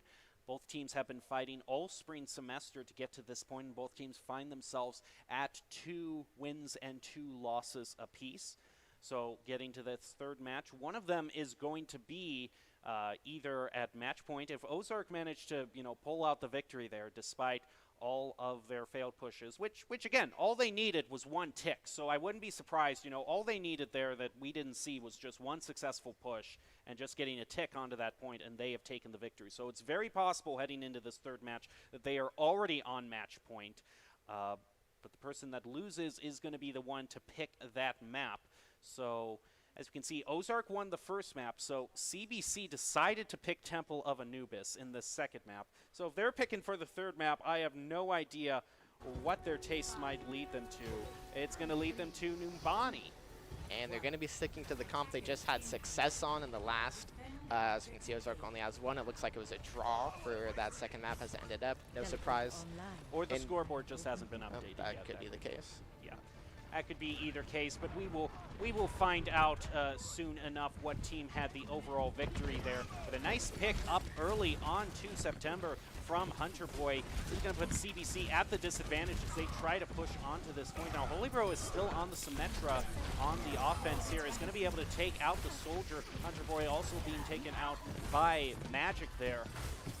CBC managing to turn this around, put themselves at a slight advantage, but Ozark is still on that Junkrat. Both of them are still on that Junkrat and are just happy to continue doing that spam damage from the high ground. Yeah, Zero getting so much damage. He already has the tire. He finds the picks. It looks like he won't need to invest it. I was a little interested by CBC's team comp and rotation here. If they want to go bottom into the Junkrat, they're going to have to push out a lot faster than they did there. Conversely, they could use that teleport to just try and TP on a high ground. That's what I would be looking for them to do as they clean up these staggers. And there goes Wolfie on the point, is going to be eliminated by Hunter Boy, followed by Cool Boy taking out Ninja. CBC is not going to be finding luck, and now this Symmetra is going to find herself right up against the Junkrat, who throws the mine right in her face, stopping her tracks, and another is caught in that Junkrat trap. This time it's the Sigma. You gotta look before you leap, because Ozark is running into those traps today. Wow, great play from Zero coming out, but I have to say CBC is just kind of staggering way too much to an unacceptable degree. At some point, you have to make those calls and comms, reset up, refocus, and get a real push going. Yeah, excuse me, I suppose it's payback on the trap, since I believe Ozark got caught on it first on Temple of Anubis, and now CBC looking like they might be thinking about taking the same route here. Might get caught on it again. September taking a whole lot of damage, down very low there. Does manage to heal up by picking up some health, but a little bit too close for comfort. Wouldn't have liked to see a pick that early on in the engagement. Now the Junkrat is just going to be hopping up, taking out the Immortality Field. He's now going to try to lob some into the backline. You do see him battling against the other Junkrat, which is also taking up root on the second story there. Meanwhile, Hunter Boy is eliminating Wolfie King, and Ninja is using this Rip Tire, and the other Junkrat knows that and is trying to stop him while he is stopped for that Junk Tire. And it is going to take out 4 members from Ozark. That is exactly what CBC needed to allow them to get to this point. Now there's 1 member left on the point. Cool Boy, actually no, it was Frank who was contesting there, but he is taken out by that enemy Sigma, and a 4-person Junk Tire is what they needed to take the point. Wow, and the patience coming out, just perfect on that Junkrat Tower, lets them completely forget about it, get refocused on the team fight. Perfect timing, brings it back in. Massive team wipe. Especially since you saw Zero, it seemed like he knew that Ninja was using that Junk Tire because he was trying to jump over to the other building to take him out while he was stopped there. But he didn't quite make it, and those extra seconds is what Ninja needed to take out Ozark all at once. Now the Amplification Matrix coming down from Ozark to try to stop this payload. CBC is going to continue pushing forward, using the payload as some cover as they continue on. Zero is taking out Silent Storm. And we do see CB Cow is going to be using the Reaper now. It's very close to getting that Death Blossom on the Reaper. Yeah, and an early pick onto the BAP. They just have to wait for him to come back. He should be back around now.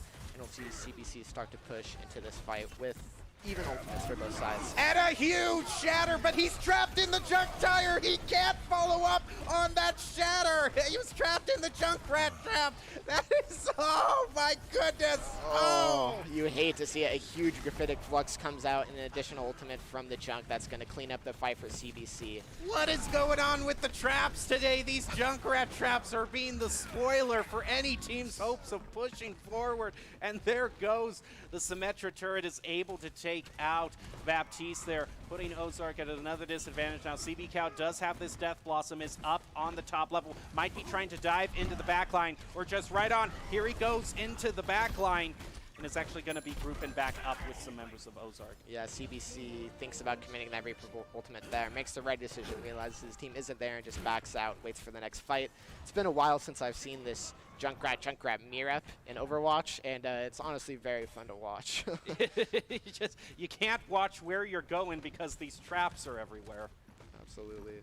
Oh, CB Cow is looking to go onto the back line. Catch them by surprise. Is going to go right onto the point with the Death Blossom. 1, 2, 3. And that is a good, but it's going to get pinned in revenge by the Junkrat, keeping CBC's hopes, well, not too much alive, because the follow-up from Waffle and Hunter Boy is going to take out even more members of them, as Ozark manages a great defense there with that surprise Death Blossom. That earlier patience from CBC we see pays off immensely. He doesn't waste that Reaper ultimate before, wins his team the team fight the next time. Great play. And we see Ozark has a significant ult advantage bank now going into this next fight. Coupled with this kind of difficult choke to push, I would expect CBC to get stuck here for a while unless they get a lot of value out of their ultimates. We do see some Symmetra turrets being put up there in that tunnel. As the Reinhardt now pushes up toward the point, it is being pushed forward yet again and is now contested yet again. Neither team has yet to use an ultimate. Zero taken out by Ninja, stopping that Riptire from being used.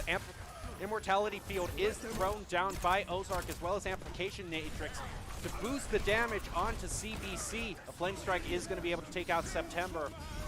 And now here comes the Gravitic Flux also taking out Wolfie King there. Ozark still managing to set up a defense. Ninja fighting back against Hunter, and the Symmetra turret is also going to be taking out Frank. So once those get set up, they're taking out a little bit of, they're taking picks here and there, but the battle of these Junkrats continues as Zero is taken out by Ninja.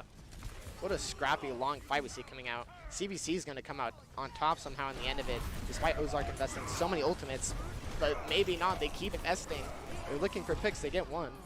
And now here comes the junk tire because Ozark needs to respawn here. And it's actually going to pick up two. And that could be the seconds that Ozark needs to keep this defense going, because now they are all respawned and back in action. CB Cow taking out Silent Storm. And they're now going to focus their attention up onto the second floor where they think some of the members of CBC are running away from. But they managed to keep their hopes alive. They found the Junkrat hiding in this side building, and McCree is going to flashbang him, and there he goes down. Goes down to 5 health, almost dies to those junk mines. I think that was an almost minute-and-a-half long fight, including those staggers at the end. Would love to see the analytical breakdown there. Both teams looking even on their ultimates going into this fight here. And there goes the Shatter. He's going to be followed up by the charge, but gets hit with the anti-nade, and Frank puts him down right after that, stopping CBC's forward push. They are wise to that Riptire, though, which is coming out of the second level. It only manages to take out the Immortality field, so no major mileage gotten out of that, and that's the last ultimate that CBC has to their name right now, and they just now have to get to the point before the clock runs out. This Reinhardt is going to try to be pushed out forward, but is he even going to get to the point? He's going to be focused down before he can get to the board, with Waffle taking him out, and that could be just enough for Ozark to hold them to 2 points. And Fish must have left the studio. We see a 3-man High Noon come out. I think that it's your first day on the job, and you're already catching on to the important things to call out. We saw Nanny Boost come out there too. That was a great play. That choke that they have to walk through to get to point is very long. Not as narrow, but the width means that High Noon's honestly just an amazing ultimate in that situation. But it might have been more of a celebratory High Noon. Oh, they certainly already won the fight. Yeah. Well, that was a great hold from Ozark, and unfortunately, that is all we are going to be seeing of that particular map. We just matched. We just had some recording issues early on in that time, but we do have most of the second part, actually. I just am informed, so that is good. So I'm glad that's there, because Ozark, all they need to do is just get not even to the third point, but just pick it up. And I would be willing to say that they probably got it, because even though we didn't see the rest of round 2, all they needed was one tick. So I wouldn't be surprised if the match ends after that, them having won on Temple of Anubis. Absolutely. If my hunch is correct. And I think I've seen enough Riptire kills to last me a lifetime this matchup. Just incredible junk play coming out, getting a lot of value. And we're still going to see more of it, because neither of those Junkrats are swapping off. Yeah, interesting to see it on the attack on Numbani. I mean, you just usually don't ever see it, but they're both finding value. I can't fault them. It's working for them. They found what works, so. Okay, here comes Ozark. They do not need to get to the final point. They just need to get a little bit farther than CBC did, and they can take home the victory here. Again, assuming if they did win on Temple of Anubis, which they only needed one pick for that. And I like that Junkrat crouching down, all sneaky-like, as all of them are going to be going up to this second level. They're trying to push through this very narrow turret. You're going to be facing a lot of span damage being pushed through here. As we see the health of that Rhine Shield has now been completely taken down as Ninja throws out the mine and is able to take out Coolboy, and another mine onto CB Cal. And that Junkrat, when you're in a small room like this, those Junkrat bombs, they're just going to ruin your day. Yeah, I mean, that left side choke on that high ground is just notorious for being so hard to push into with the junk. I mean, good luck. I think Ozark is going to have to find a different way to push top. I doubt is going to work. And it looks like they will be switching it up. They recognize that. Great counterplay come out. Looks like they'll be taking main.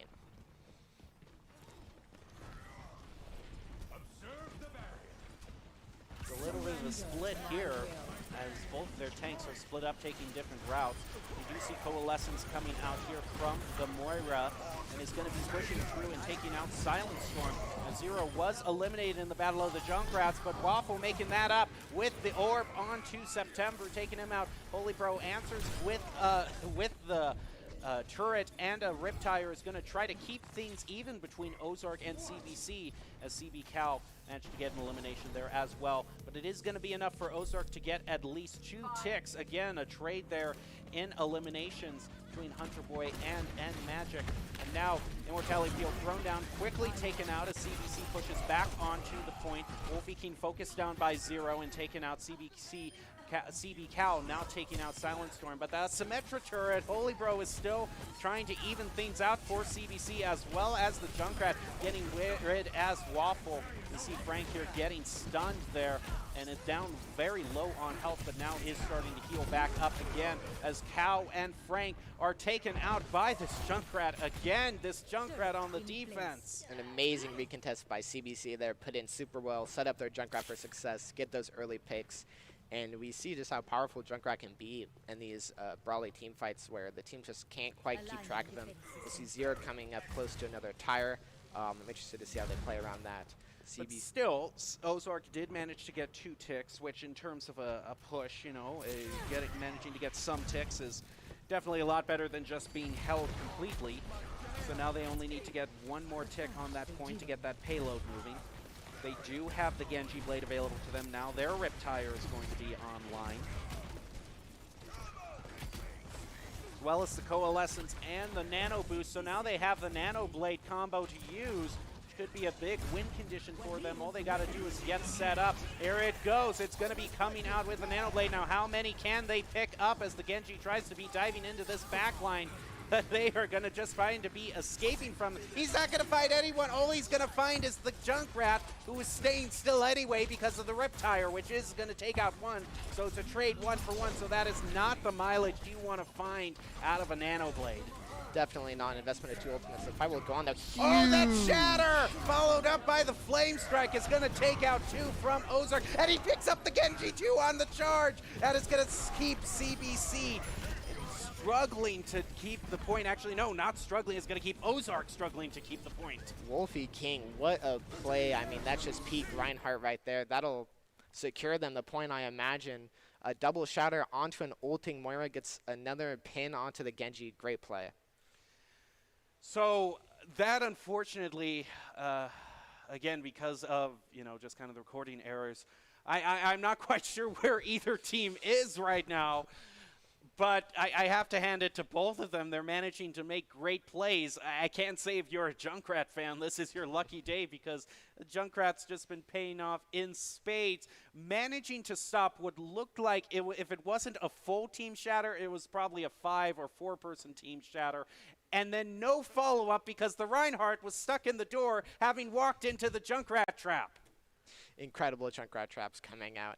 Comedic and just fun to watch. That was a great Junkrat duel. I love to see it. Great play from both teams. Yeah, the question is, if we're going into a game 4, will they stick on the Junkrats and keep this insanity going? The next map, if it is going to be played, is going to be Payload, so... You know, Payload, I mean, they just played Junk on Nubani Attack. I think they can play Junk wherever they want to and get value at this point. I mean, they might just do Junkertown because it's been Junkrat all day, so might as well go full theming. Certainly fits the name. I'll be interested to see which map they end up picking, see what they like, what they think fits their strengths. I'm not sure what the map pool is, however. Junkertown would be an interesting pick to see, certainly. Could see XQC Cow come out on that Widow as well, and it looks like it'll be Havana. Excuse me, I almost said Paris there, but it's actually going to be Paris as a 2CP maps, which isn't... We've already gotten past all that, so it is going to be Havana here. We do see Zero is sticking on the Junkrat, and the thing is, he is not going to, oh no, he is going to be on defense, so makes a bit more sense for the Junkrat there. CB Cow is also going to be using this Widow and gets an early pick onto the Ashe there. That Junkrat very low on health, was having those Symmetra turrets focus him down. He's going to survive just a little bit longer. Ozark electing for a semi-close hold here, holding close, keeping CBC in sightlines of their Widowmaker. XQC has already gone to 1 pick, been doing a great job this series. And we do see that CBC is at 2 too, with the scoreboard updated, so that would have to mean that Ozark did not take the point there in Temple of Anubis, which meant, yeah, CBC managed to, I think, win that. Really exceptional. Well, CBC now finds themselves at match point here, and on defense, should they manage to take the victory in this. Zero has a Junkrat tire. He could look for that at any point he wants to. The Ozark doing a great job overall, holding close, not giving CBC any space on the cart. They'll win him some. Oh, and Ninja is now swapped back onto the Junkrat, so we're now still doing the battle of the Junkrats on both attack and defense here. Coalescence come down, and a huge shatter gets pushed through by Ozark, as well as a Lucio beat to back it up. A huge shatter pushed through by CBC, actually, and Ozark used the Lucio beat to try to survive in the wake of that, but Hunter Boy is just going to pick up a double for himself, put CBC at a huge disadvantage here, and we see the Junkrat trying to get away here. Is he going to get away from the other Junkrat? They're still trying to battle it out for each other. Who's going to come out on top? The Junkrat trap does get triggered there, and Ninja is going to be focused down by Waffle. We almost got to see the duel there at the lifetime, but in that fight we saw another huge shatter get negated. A great beat coming out from the Lucio on Ozark. Great counterplay to that shatter. And now here taking a side route is going to be CBC. Still trying to push the payload forward. September found himself at very low health, is picked off by Zero, and now Hunter Boy turns around to find this Sigma, who used this Gravitic Flux, is now going to get focused down and taken out. Zero also winning the battle of the Junkrats, taking out the other Junkrat there, and Pro managed to pick off that Riptire with the Widowmaker, it looked like. Very opportune shot. Opportune shot indeed. Great pick coming out to the Windbreaker from the Moira now. Confused about how that happens. Ozark, though, has a heavy ultimate advantage here. Despite having that pick, I'd say they still have the advantage in this team fight. Now here comes the next push from CBC, and another huge shatter followed up by the charge into the Reinhardt. He wasn't able to pick up one of the squishy targets, but he did manage to get rid of the Reinhardt. Now he's going after the switchings, but the Zarya is trying to defend them as Zero throws the mine out and is going to be able to pick up another elimination there. The CB Cow now uses the infrared sights, as well as Coalescence and Lucio Beat being used defensively by CBC. Here comes the Photon Barrier also out from the Symmetra, as we also see the Coalescence was used by Ozark. So those both Coalescence can come on so quick, essentially just another cooldown. There was another shatter that went through from CBC there. Has managed to be able to pick up Hunter Boy, and now Zero and CB Cal. So Holy Bro doing great job on that Symmetra. Might have finally found the break that CBC needs to push through to the first point. But they only have 20 seconds left to get there. Yeah, and that's the strength of the close hold on this Havana map that you see. Even though they win the fight, they just drain so much time off the clock by holding close. They're going to get another fight here. A late Graviton Surge by Ozark, I think a misplay there. But Zero has a tire. This game has been all about shatters and tires, so I'm excited to see how this plays out. Well, Hunter is going to be taken out. Now here comes the tire out from Ozark. CBC, yeah, CBC is just kind of huddling in the buildings, waiting for it to stop. They do throw out their Dragon Strike there, but Zero manages to pick up a double. Now Ninja takes him out with the Hanzo.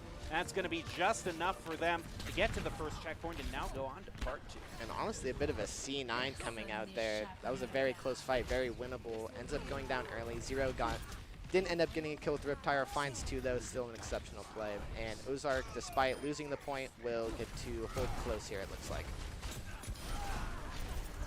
Now a bit of a trade of eliminations between both teams there, as both teams find themselves at 5 strength, and CB Cal is actually going to be switching off to the Tracer off of the Widowmaker, and I'm not too surprised by that. This next segment is a lot more closed in the factory here. We do see a shatter that did come out there with the follow-up onto Wolfie King. Now here comes the other shatter with the pin onto Zarya. Is going to be able to take her out. It's now trying to focus down this Hanzo, who is trying to get away, but look out, there's a giant man swinging a hammer in front of you, and is going to get pinned by the other man swinging the hammer as a bit of revenge between the Reinhardts here, and Wolfie King also taking out Waffle. That puts Ozark at the disadvantage, and CBC what they need to push through here. These Reinhardt players all need a medal for their valiant efforts this game. Been so fun to watch.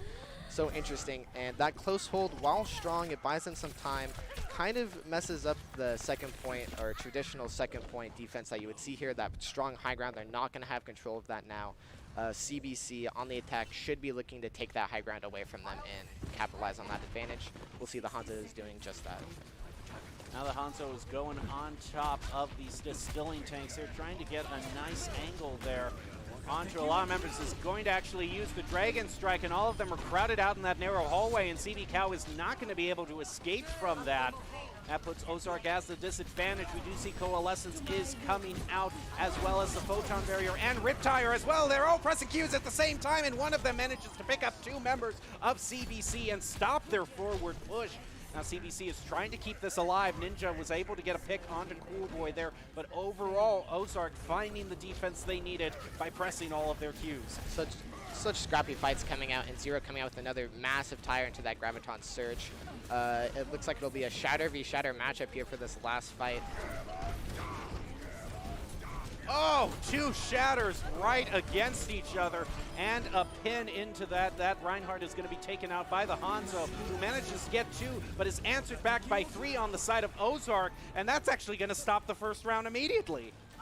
Incredible play there. We see both shatters get blocked by Zarya Bubble, so it looked like not even the shield. Very rare to see that happen on both sides.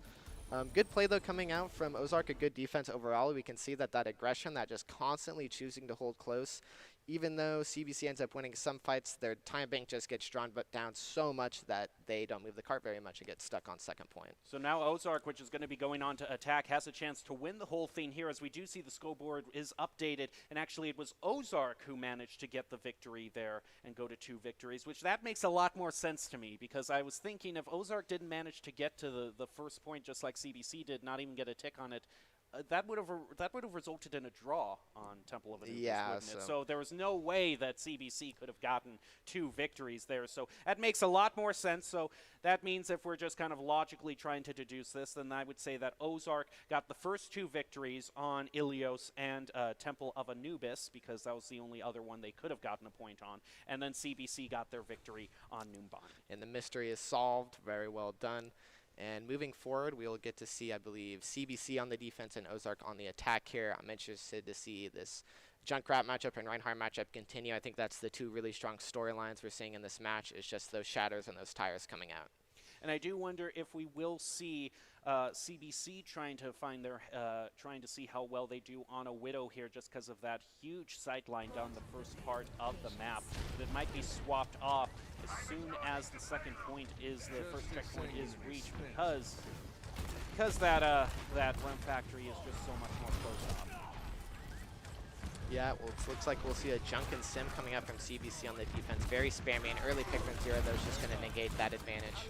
Yeah, but both Junkrats are not willing to give up their pride. They want to prove that they are the Junkrat for the night. It has been Junkrats, if not for all of the rounds, then all but one. But I think it might have been all of the rounds. So a lot of Junkrat action tonight. I don't know if I've seen as many Riptires, Junkrat traps, and mines thrown out as I have, but a truly explosive night as another double from Ninja on the Junkrat is able to take out Zero and Waffle. CB Cow answering it back a little by taking out N-Magic there.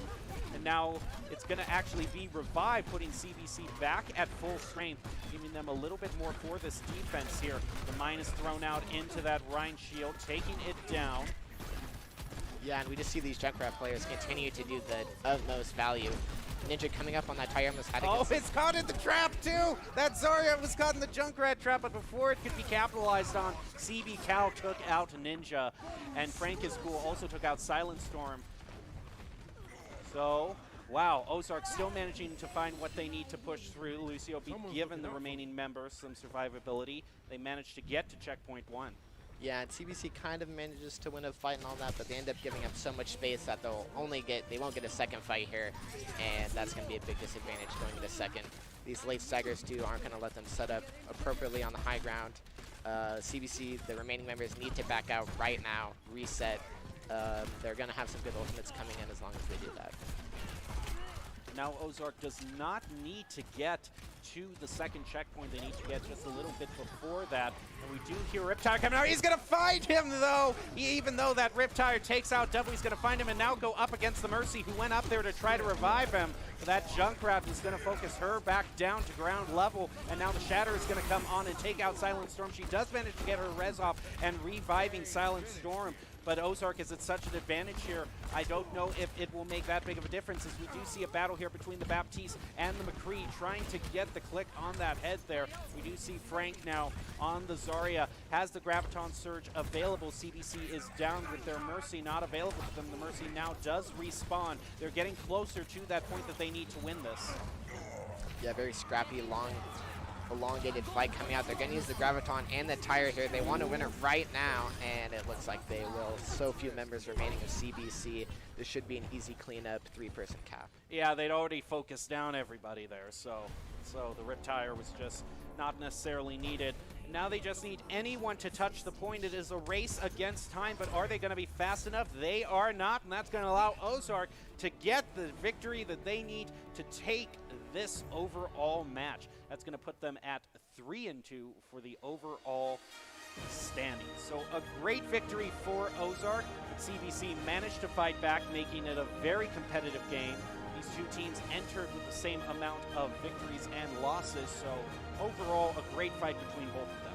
Yeah, huge shout outs to the Bryant players on both teams, both Junkrats. I think a big difference there was just CBC on that Widow and McCree just came out and clutched, and just a couple of those situations when they were down, letting them win the match. Well, that is going to be it for the overall Overwatch matches. But of course, that's not all that we focus here at Boise State Esports. We can also see that there is going to be another game for tonight. It is going to be Boise State in Rocket League, as we have been seeing for these past Friday weekends. So be sure to join me for that, and Fish, who's going to be coming up on stage to cast all that. I do want to thank you. It was definitely a lot of fun matches to watch. And we have the top 5 plays of the game, which I'm going to be interested in seeing for tonight. Certainly a lot of Junkrat plays and Riptires that I would be expecting, and some big shatters as well. So be sure to enjoy those top 5 plays of the game, brought to you by the Idaho Army National Guard. That'll do it for Overwatch tonight. Rocket League coming up next. And before we get to this particular matchup, we can do a quick review of Doc's keys to the game. We brought to win that fight. And Central just still doesn't have a significant ult advantage, I would say, going into this fight. You know, maybe a little bit if they can get that value out of these ults. And that is a huge shatter on the CR3. Before they can do anything, they are just mowed down all at once. And now is now going to be focused down as well. CR3 attempts to push themselves to the point. Nano coming out onto that Reinhardt to try to keep the defense going. And Reinhardt is going to do Grandma proud by getting 3 eliminations. Now 4. That is a Nano boost used to full effect. Wow, and that's a common trait we see from these top undefeated teams, is that they met with just a wave of damage. He did manage to take out Hunter Boy, so front line taken down from Ozark. Holy Bro is eliminated by Frank, and now Zero eliminating Ninja as well. Junkrat is just more than happy to lob those bombs and that Riptire to pick up a double there. push. Looks like some blue come back, and then they have to invest ultimates. I'd like to see some more aggression come out from the teams once they realize they have that advantage. And here we see a huge shatter being pushed onto CBC, followed by a double Deadeye. That's what we were looking for, and now the Photon Barrier is going to prevent that counter Deadeye from going up. It's going to...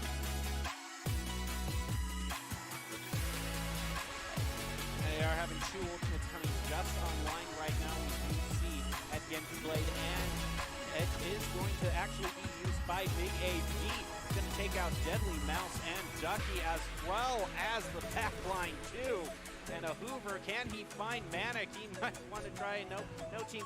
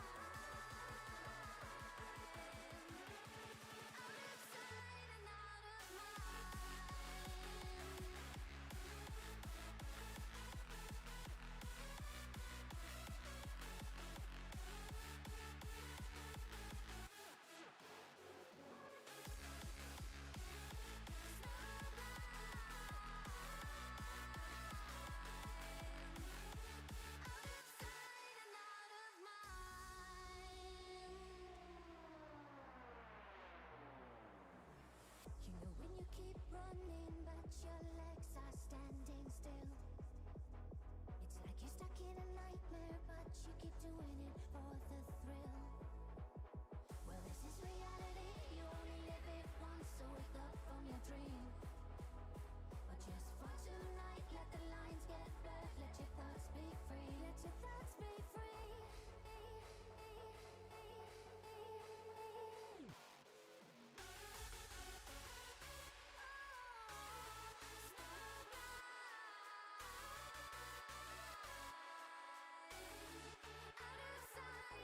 of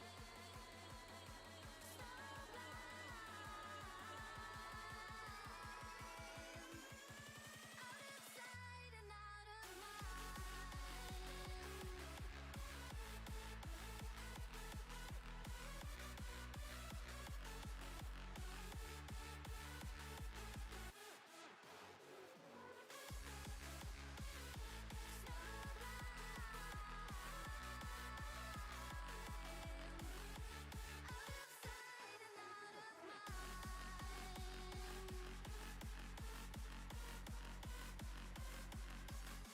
of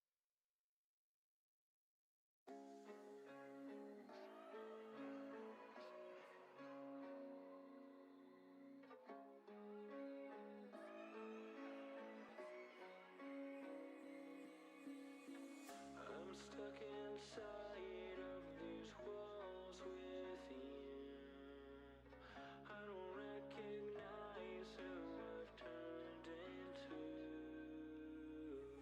I'm losing hope in getting myself back. Everything around me is starting to turn black. Don't tell me you're hurting, can't tell me how wrong I am. Tell me how it's all my fault. Yeah, I've met my match again, starting from scratch again. Where's the pleasure in all this pain? Don't you lie to me, say it's all okay.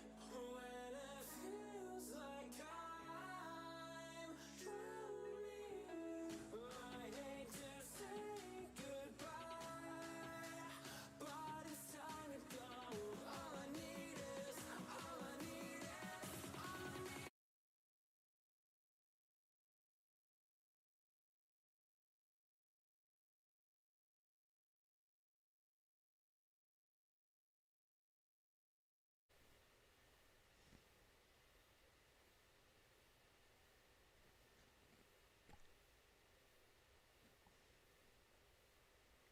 Good evening and welcome back to tonight's Boise State Esports broadcast. I'm still your host, Jacob Jem Palmer, coming to you from the Game Pants Esports Arena in downtown Boise, Idaho. We move on from Overwatch, high school Overwatch, and on to collegiate Rocket League tonight.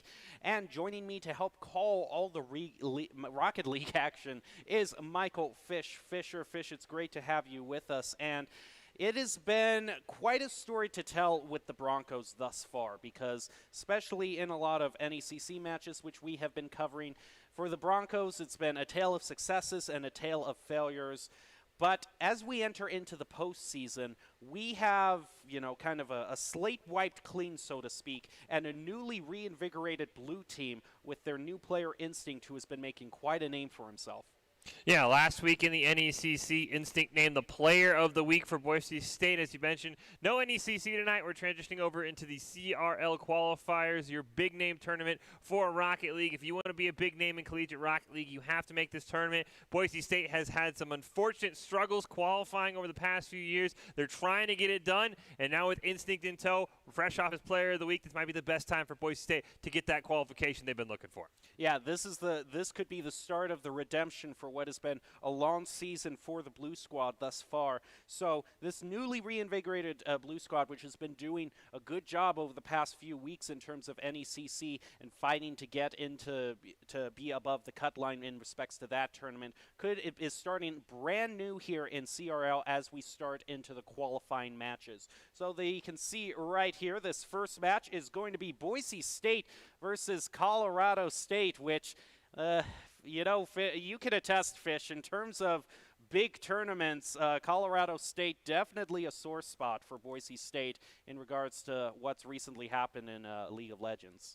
Yeah, Boise State and Colorado State in League of Legends, the top two teams. We'll see how their Rocket League teams handle. I know the Mountain West hasn't had an official Rocket League event for several years. Boise State is your defending champion, and that won that trophy proudly displayed in the Game Pants Esports Arena. So I'm sure Colorado State would love nothing more than to knock Boise State out of CRL in their first match here. But conference games, no matter how tough the opponent are, they always just feel a little bit differently. There's that extra sense of pride on the line. I know everyone in the Mountain West feels like in every single esport is always going to take down Boise State, so I'm sure the Rams have something planned, but for Boise State, they've got bigger fish to fry. They can't get distracted. I'm sure they would love to say it's a revenge game for the League of Legends team, but they've got to qualify for CRL, so hopefully they make quick work of the Rams. They move on to the next game. And speaking of quick work, the actual structure of the matches is going to be a lot quicker tonight because I'm told we have 5 matches to get to. You need not be thinking 5 matches, but the thing is that these matches are going to be best of 3 instead of the best of 5 matches that we have been covering thus far. So a lot quicker pace. We can only go on to 1 tiebreaker match if both teams get 1 win. So should be a lot of fun. Instead of 3 5-match rounds, 3-round matches, we'll have 5 3-round matches. So just about the same amount of matches that we're used to covering. Yeah, I mean, it will be. I mean, it's still Rocket League. I mean, we've still seen with the Esports Towers events we do on Monday that are best of 3s, you can have like 3-minute overtimes, and they basically add in a whole nother game. So just because it's best of 3, I wouldn't, make any plans too quickly because sometimes you go to overtime, especially when everyone's trying to vie for the CRL tournament. You're going to see the best of everyone, but you're right. We could see some quick games. It means if you drop game 1, which at times Boise State has been somewhat notorious of doing, and then rallying back, you're not going to have as much leeway because you've got to win the next 2 games instead of having a couple more games to play with. So a lot of pressure on whichever team loses game 1 to respond very quickly, figure out what went wrong, or you can just lose the series before you even blink.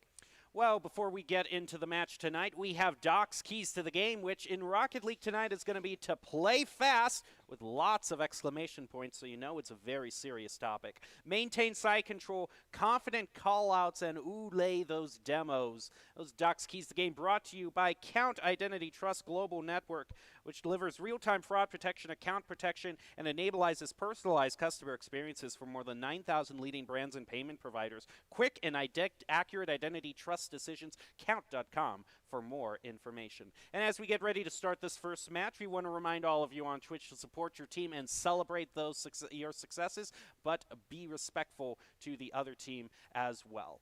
So we get ready to go into the first game of Boise State versus Colorado State, 2 very evenly matched rivals who are now going to be fighting for their chance to get in to, as Fish said, one of the top tournaments in terms of the Rocket League landscape. Yeah, we kick things off here. Instinct with a nice pass over to Ace Pocket. Shot barely goes over my. That's a great way to start for Boise State. We didn't get to see the kickoff, but Instinct, perfect position, sets it up for Ace Pocket, and that's a great goal for Boise State 10 seconds in. Starting off with a bit of confidence and what is probably a show of a great demonstration of what has been a renewed Blue Squad as Instinct has come in and tries to cheat off the kickoff. But instead, it's going to go back over toward an open Boise State goal. So a bit of a flubbed kickoff goal there. Yeah, unfortunately, Boise State just misses the cheat, and Colorado State actually sends all 3 members on the kickoff, which is a very aggressive strategy. So kickoff's going to be something we're going to want to keep an eye on here because both these teams full sending. One right here. Y's going to be able to win that one. Ace Pocket barely hits it off the wall. Great rebound by Baynock. Will pop it up over to Ace, who misses on it. My still makes the save. Baynock takes a shot. Double commit comes out from Colorado State, but they'll keep the ball away. Instinct now in the corner, plays it to himself, centers it off the back wall. Ball's a bit ahead of Baynock, unfortunately. Ace Pocket with one more shot. Instinct's there as well, bit of a double commit. And now Mai has a chance at an open goal, but Instinct's going to get there first. Now with the centering pass over toward Colorado State, a shot on goal from YBTS there. Ace Pocket is going to be credited with the save there. Now Boise State looking for a counterattack, and Instinct with Baynock, on the shot on goal, but it was met right there by the Rams, who managed to go on the counterattack here toward Boise State's territory. Benny is going to be demoed by Instinct. Now Baynock looks to center it off and pass it to Instinct. Now it goes toward the corner. Instinct might try for the shot on goal here, but it is too high and goes over to the other corner. Benny's going to be able to win this one and head towards midfield. Baynock will stop it. Wise able to carry that one down, plays it to himself, centers it up. Mai charging in. That one gets cleared away. Benny's going to miss on it. Open opportunity for Boise State, but Benny will corral the ball in the corner. Play it off the wall. Ace is going to read that one perfectly. He'll steal it away from him. Launch it across the map, and that's going to allow Mai to clear it down. Wants his own rebound. Can't quite find it. Ball's too fast. Shot turned away by Baynock. Now a little over 3 minutes left on the clock. Both teams tied 1-1.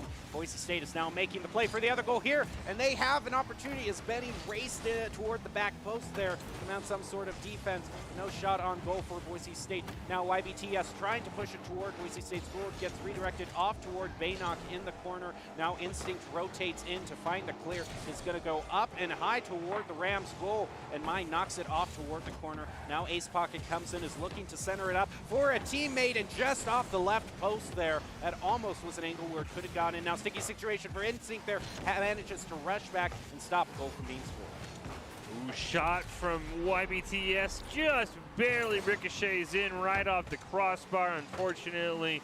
Great stop on that clear there. Baynock got a bit confused with where that ball was landing, and it just takes a perfect angle in, and Colorado State has the lead. Still 2.5 minutes left in this game one, so plenty of time for Boise State right off the kickoff.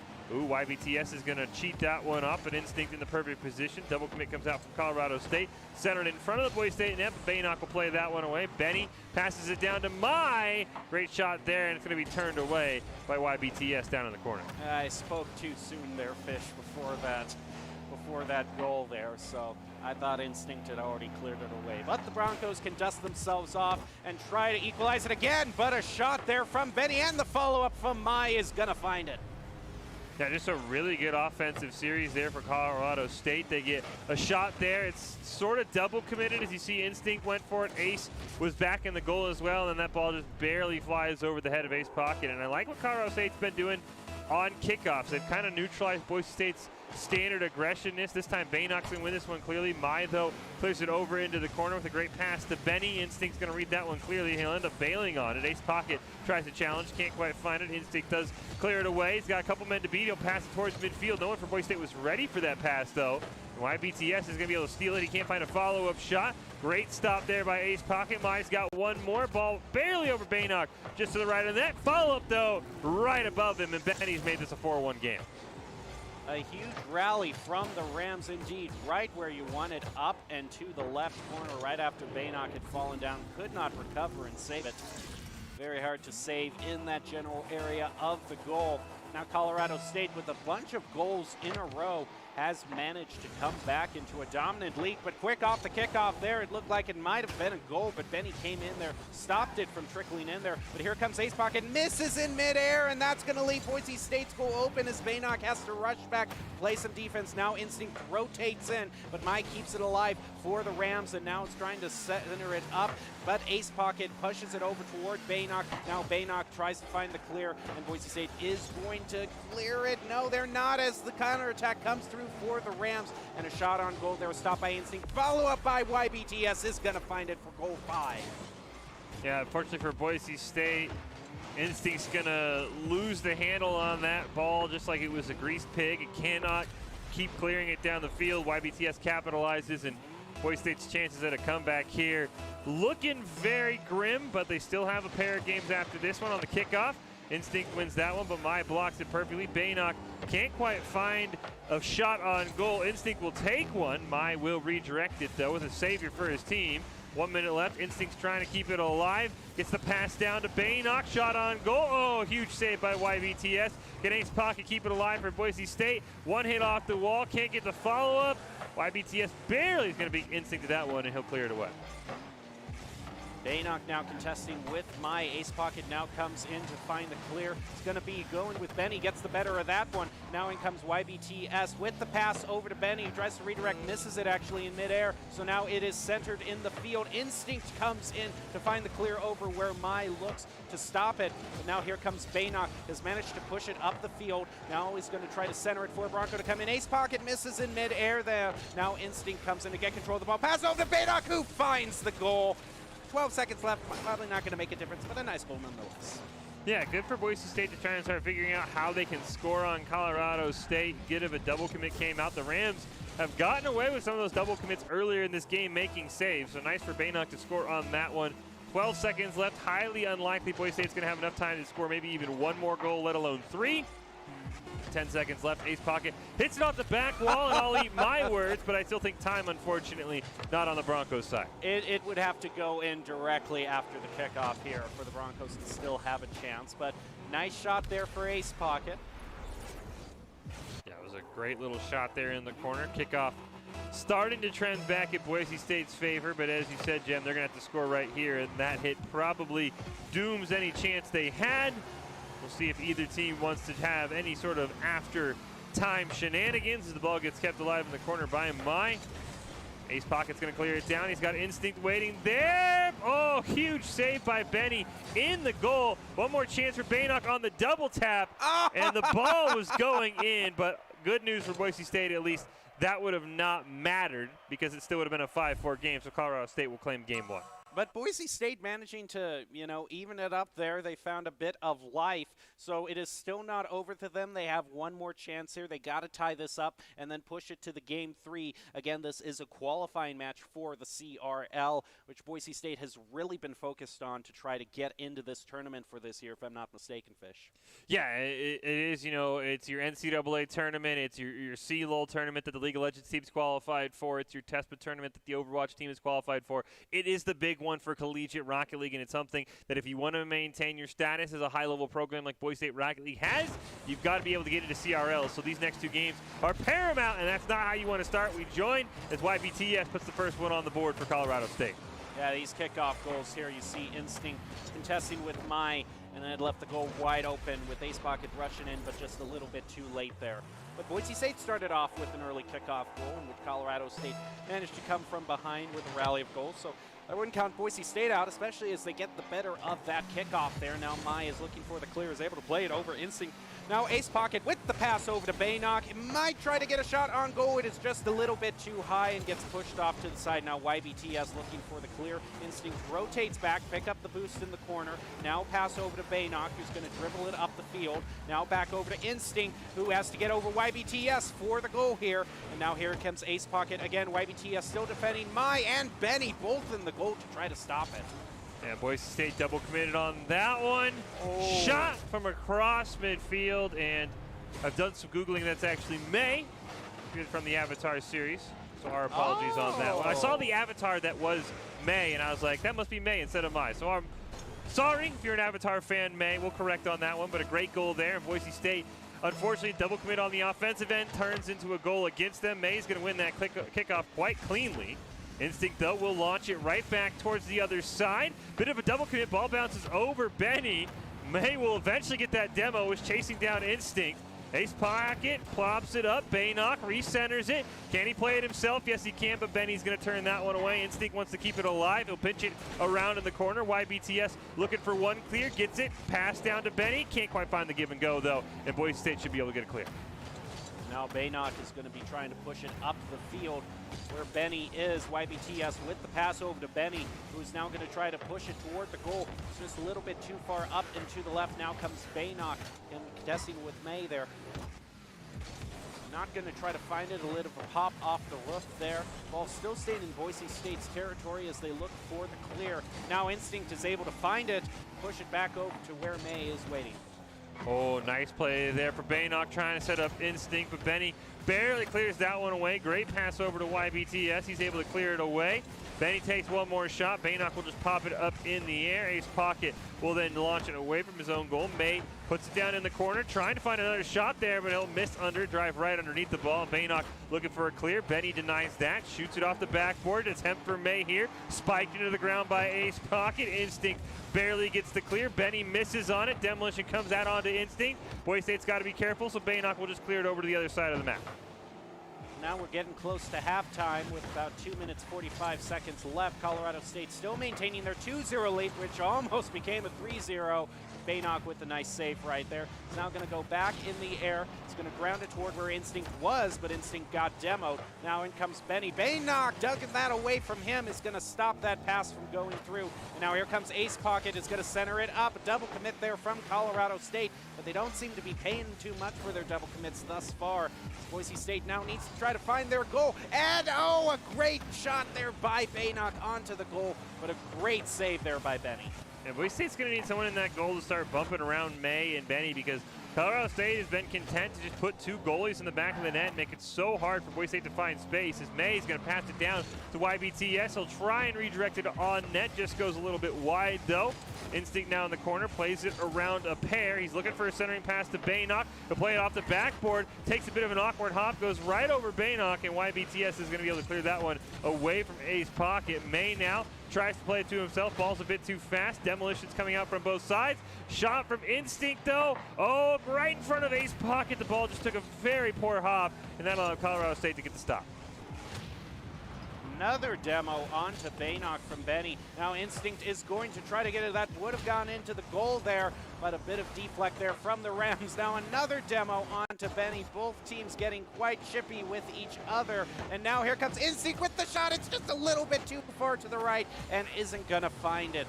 Broncos certainly trying to find a goal. They need to get some sort of momentum to try to tie it up there. YBTS is going to stop that shot from going forward. And now Instinct is going to try to contest yet again. YBTS demoed, and Boise State only has 1 minute remaining to find 2 goals. Oh, Baynock with a great play, but May back in the net once again will make an easy save. Instinct will clear it all the way down to the other side. YBTS going to miss on it. Baynock and May going to run right into each other. YBTS should be able to clear this one. Ace Pocket waiting. Ball gets played around him. Here comes Instinct. He'll pass it over to Ace Pocket. Nice shot on the net, but Benny makes the save, and the ball's going to go around to the other corner. And Boise State's now starting to just run out of time. Yeah, this is now they need to get a goal here. 30 seconds remaining. It's certainly possible, but they would need to get one right on kickoff. After this, they're going to try to score one right there, but Instinct is not able to get toward the goal. Instead gets knocked out of position by the Rams. Now Instinct again is going to try to get another one, but May is right there waiting in the goal, a lot like the Rams have been doing for the round thus far, and now is going to try to air dribble it toward the goal. It gets saved there by Ace Pocket, but at this point it is not going to matter as May stops with another save there, and that is going to be it for the Rams, pulling off the victory with 2-0. And I gotta say, Fish, the Rams defense, it really, the Boise State really couldn't break through that. It was Colorado State just kind of hanging out in the goal, content to just leave someone sitting there to pick off every shot Boise State tried to throw their way. Yeah, it was really interesting because usually when we see teams commit to this very defensive style that Colorado State was operating with, they usually struggle to score goals, and eventually you'll just get so many shots taken against you, somebody's going to get out of position. But Colorado State did a really good job denying opportunities for Boise State, and that defensive strategy worked out perfectly in Game 2. Well, we always have new special events to highlight here at Boise State Esports, and the 3v3 showdown from the Army National Guard coming up on April 16th and 17th is just one of them. So you're going to want to check out all of the outlets you see below for the Idaho Army National Guard. You can reach out to them at iGuard Gaming on Twitch for more information. So we'll be happy to see them when that comes around. But a bit of a rocky start for the Broncos, struggling against Colorado State, but that is the only first match of many that we have to showcase here tonight. So hopefully the Broncos can get back on track. And we're going to be getting right into that next match versus the Lumberjacks. Yeah, Boise State, unfortunately, at times felt like they were getting all the pressure, but I really liked what Colorado State did. So we'll see what Northern Arizona is able to do against Boise State. I mean, if NAU does not come out with this very defensive, 2 goalies in the box kind of style, I can see Boise State running away with them because they got so many shots, but Colorado State was very comfortable with the style they wanted to play. So I'm curious if NAU is going to be more defensive or more aggressive, but still not the start Boise State wanted. We'll see how mentally they can in it because, like I said, this is something they put a lot of time and a lot of resources into, and that's not great to get a early first loss in a quick 2-0. Yeah, but these are qualifiers still. So overall, Boise State's performance, hopefully for them and their fans, they can go back from that. I got to say, Colorado State has really kind of played the role of spoiler for Boise State, especially in these high-level tournaments. Yeah, Boise State and Colorado State are forming a very, very intense esports rivalry. I don't think we've seen them yet in Overwatch, so maybe that's the next game they'll come out of nowhere in. But yeah, these two teams clearly do not like each other in esports, but Boise State's got to put that behind them. Like I said, they had to come into today with one goal, which was getting the best performance in the CRL qualifiers and putting themselves in the best position possible, because when it's come to this, they've had a couple of head-scratching losses where you say they shouldn't have lost to that team. That's a team that Boise State should beat. So every single game matters here. I don't think that's what Boise State wanted from that first game.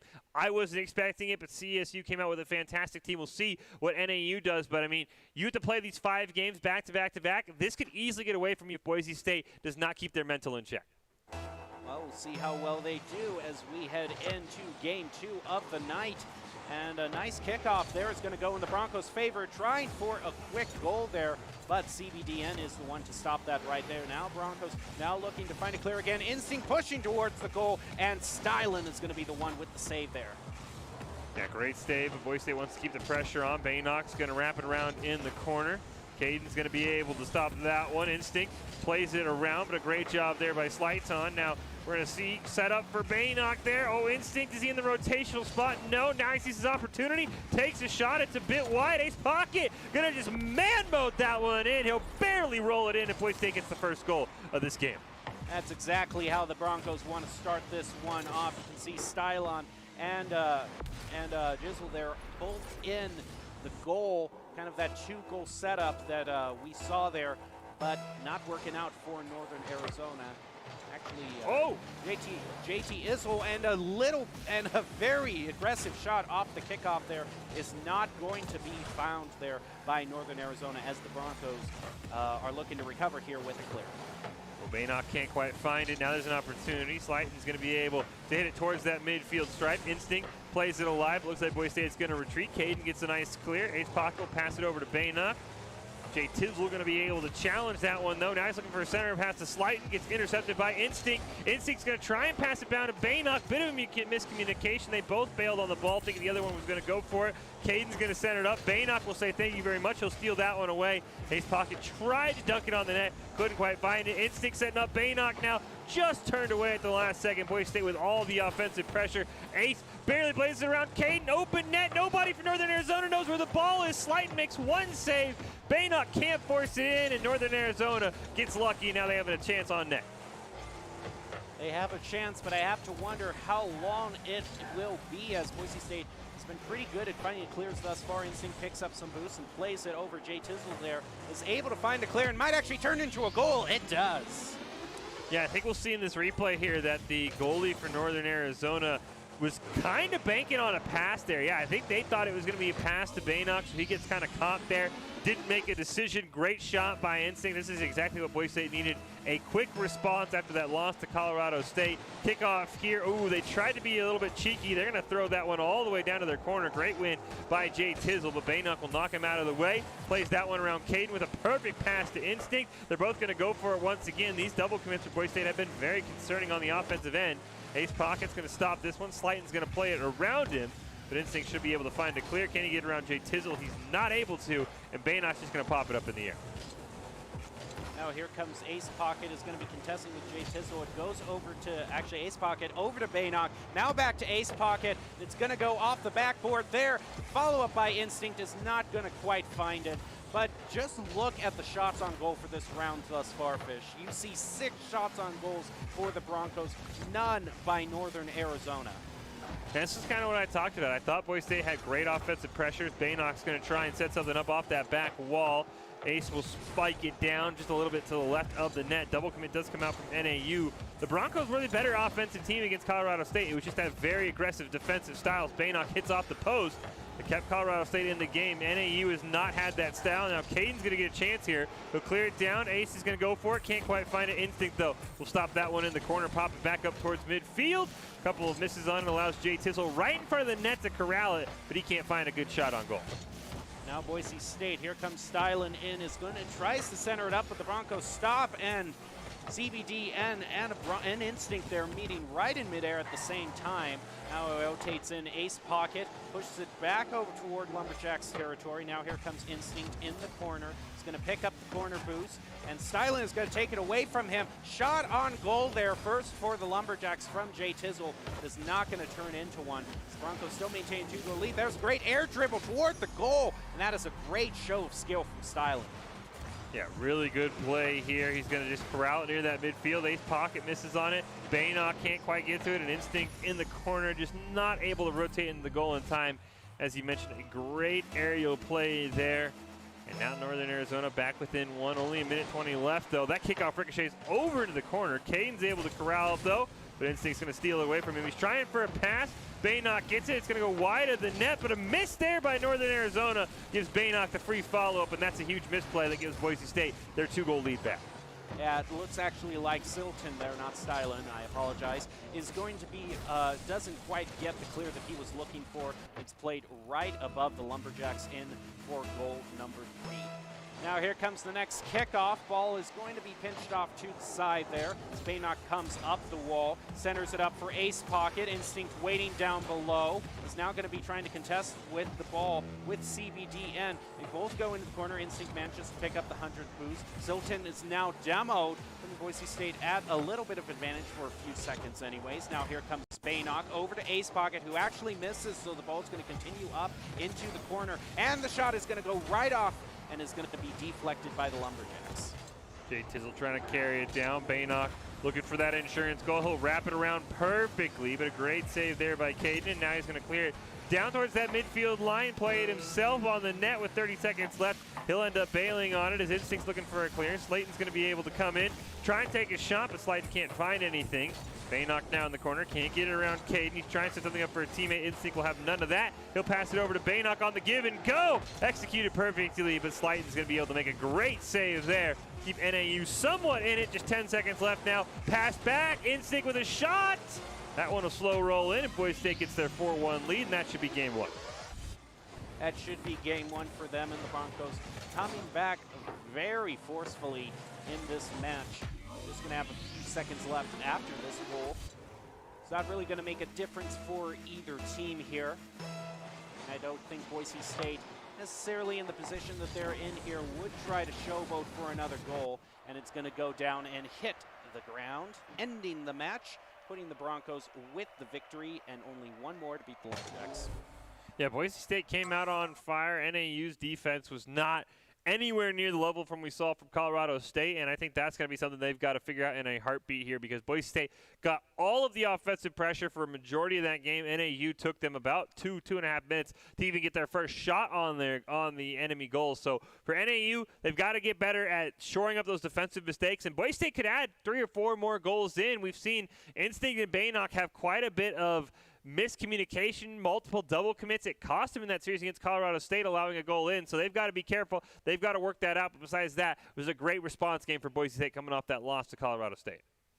Yeah, Boise State doing exactly what they needed to do, putting that loss behind them and really wiping the slate clean for this second match against the Lumberjacks, which they only need one more to win. I have to say, the side control there and just the offensive pressure the Broncos managed to mount, it was very dominant, especially in the first half of the match. They managed to get, I think it was like 6 shots on goal, 6 or 7 shots on goal before Northern Arizona managed to get one.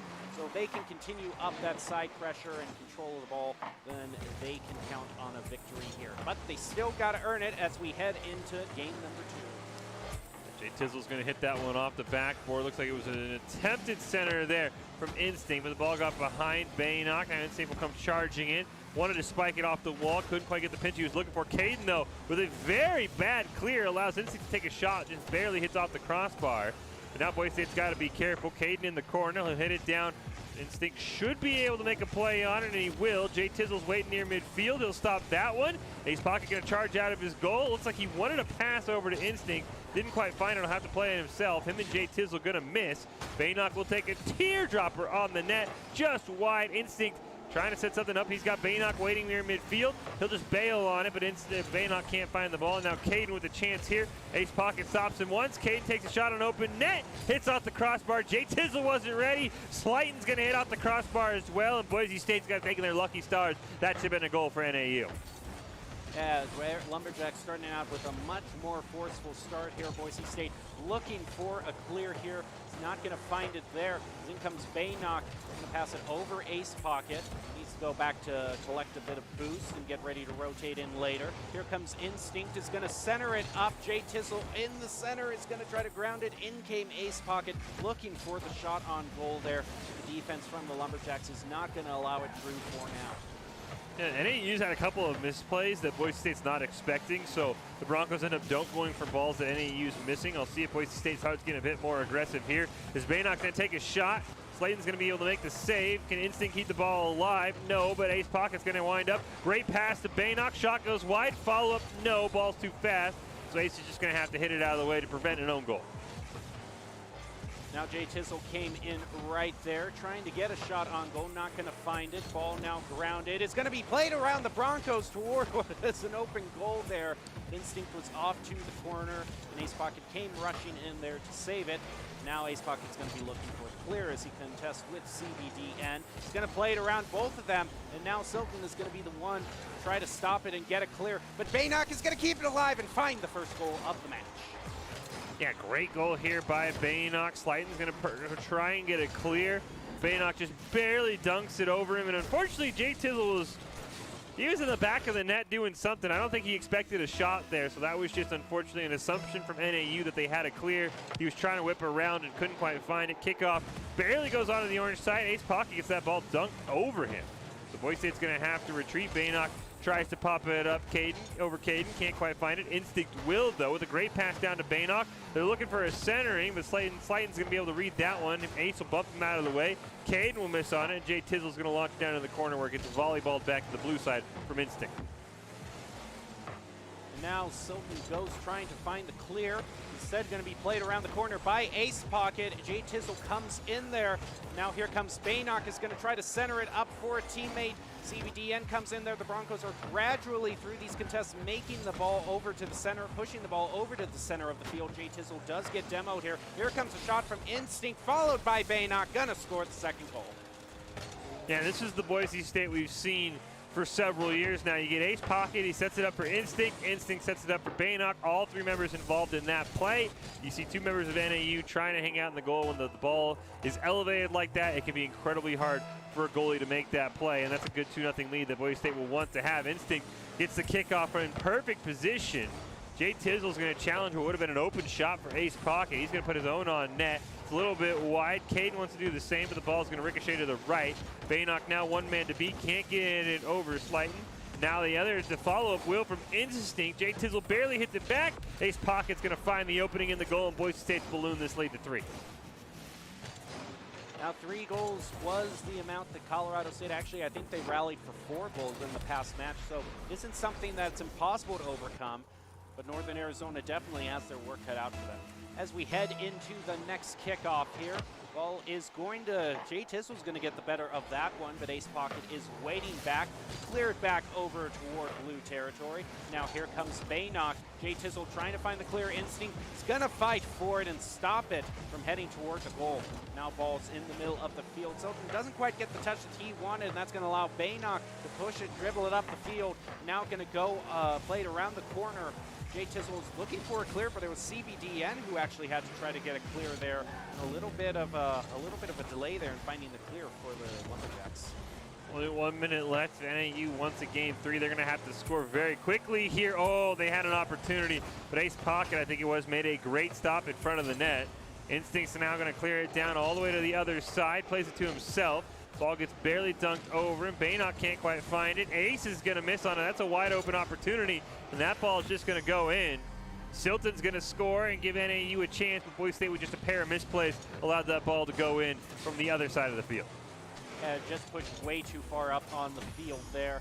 Not enough time for the Broncos to recover there. They still find themselves with a 2-goal lead with 35 seconds left. Not impossible for the Lumberjacks. And both teams waiting back there to try to shoot it out, but the ball is still going to stay in the center of the field. Now in comes Instinct. Now the Broncos, every second that they can have of this side control is going to push them closer to victory. And a goal is certainly going to do that as well. Yeah, great job by Ace Pocket. Just kind of takes a shot on net. Northern Arizona was trying to push out, and Caden, he gets the hit on it, but not enough to slow down the ball's momentum, and it goes in, and that probably should be enough. 3 goals in 23 seconds, not unheard of, but these kickoffs really haven't been trending the way of Northern Arizona, as Ace Pocket is going to hit it down into the corner. Can't quite stop Caden from getting one clear. He'll get a second run now. Now Boise State's got to go retreating. Baynock should be first to the ball, and he will be, and he'll hit it right back. Now he has a chance at an open goal. He just doesn't have enough boost, unfortunately. And now the clock is ticking down, 5 seconds left. Nowhere near enough time for the Lumberjacks to stage some sort of comeback here. It is going to be the Broncos with the victory, recovering from their early loss. All it has to do is touch the ground, and the Broncos actually looking for another goal. Try to end this. They are not going to let it touch the ground. There it goes. But now the Broncos can celebrate, and a bit of celebration from Ace Pocket too on that previous goal. Kind of hopped, flipped his car over, and spun around in victory.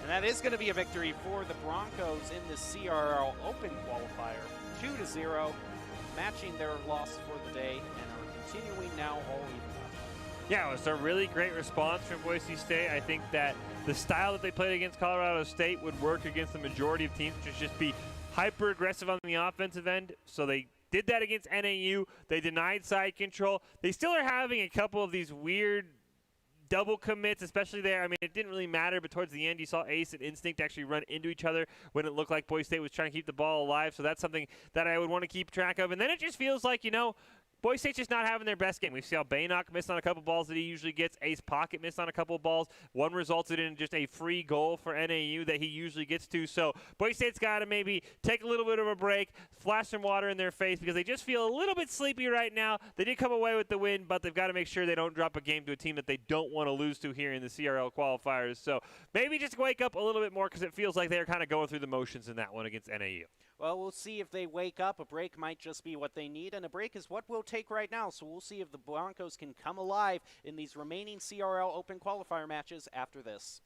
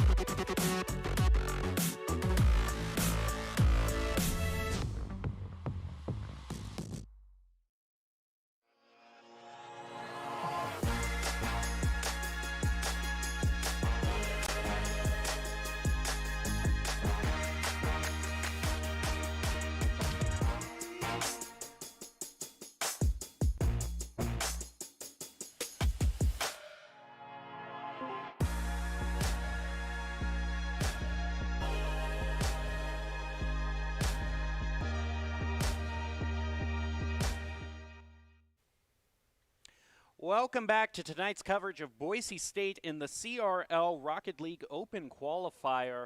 Boise State has managed to have one victory and one loss thus far as we head into their next game.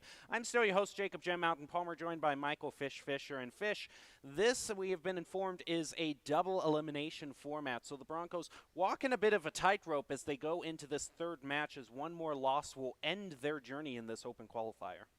Yeah, never best in a double elimination to immediately get sent down to the losers bracket like Boise State did, and it also makes their journey not only that much tougher because they're only one loss away from elimination, but we were talking to the Boise State coaches in the break, and they said, if you stay in the winners bracket, it's only about 6 games, and you're in.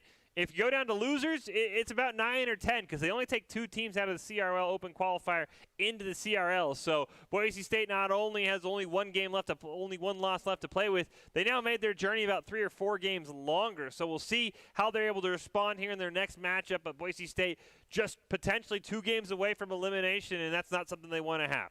Well, Boise State, as we go into this next match, we're going to see the matchup, which is going to be Boise State versus Texas A&M. So big-name college that Boise State is going to be going up against in this Open Qualifier. We'll see if they can use that momentum they got from that first match to pull out a victory here. Yeah, I'll be curious to see how Boise State's able to respond. It's never good that knowing that you're in the losers bracket, and that could maybe explain some of the double commits and other issues we saw from Boise State that plagued them against NAU. So I'm curious to see how Texas A&M's able to respond and how Boise State's maybe able to sort of challenge them, because it feels like Boise State wants to have this all-in, very aggressive approach, and we'll see how Texas A&M defensively handles that. Well, a quick refresher of Doc's keys to the game in Rocket League is going to be to play fast, maintain side control, confident callouts, and oolay those demos. Doc's keys to the game brought to you by Count. Identity Trust Global Network delivers real-time fraud protection, account protection, and enables personalized customer experiences for more than 9,000 leading brands and payment providers. Quick and accurate identity trust decisions at count.com. Yeah, Boise State, I mean, we didn't see too many demos come out on them. I know in that Colorado State series, the Rams were all over Boise State. Didn't seem like NAU was too interested in being the aggressor of that game. So I'll be curious to see if Texas A&M, what style they want to play with. Are they going to be more defensive like we saw with CSU, where they're going to have almost consistently 2 guys in the back of the net and make it really hard for you to get 1 or 2 good shots? Or are they going to maybe be more aggressive, and we might see, a 6-5 or a 7-6 game here? Because Boise State, defensively, we know this team strong, but it feels like they have full committed to that offensive play style, and they've gotten a lot of great shots. Unfortunately, they haven't all gone in. They've also been a little bit over-aggressive. They've over-pursued on that offensive end. So definitely some mistakes that Texas A&M could punish and get Boise State out of this qualifier in just 3 matches. Well, now the match starts. Looks like for Texas A&M, we are going to have Cool, Maddox, and Skoldo fighting for them. Boise State still, of course, is Baynock, Ace Pocket, and Instinct.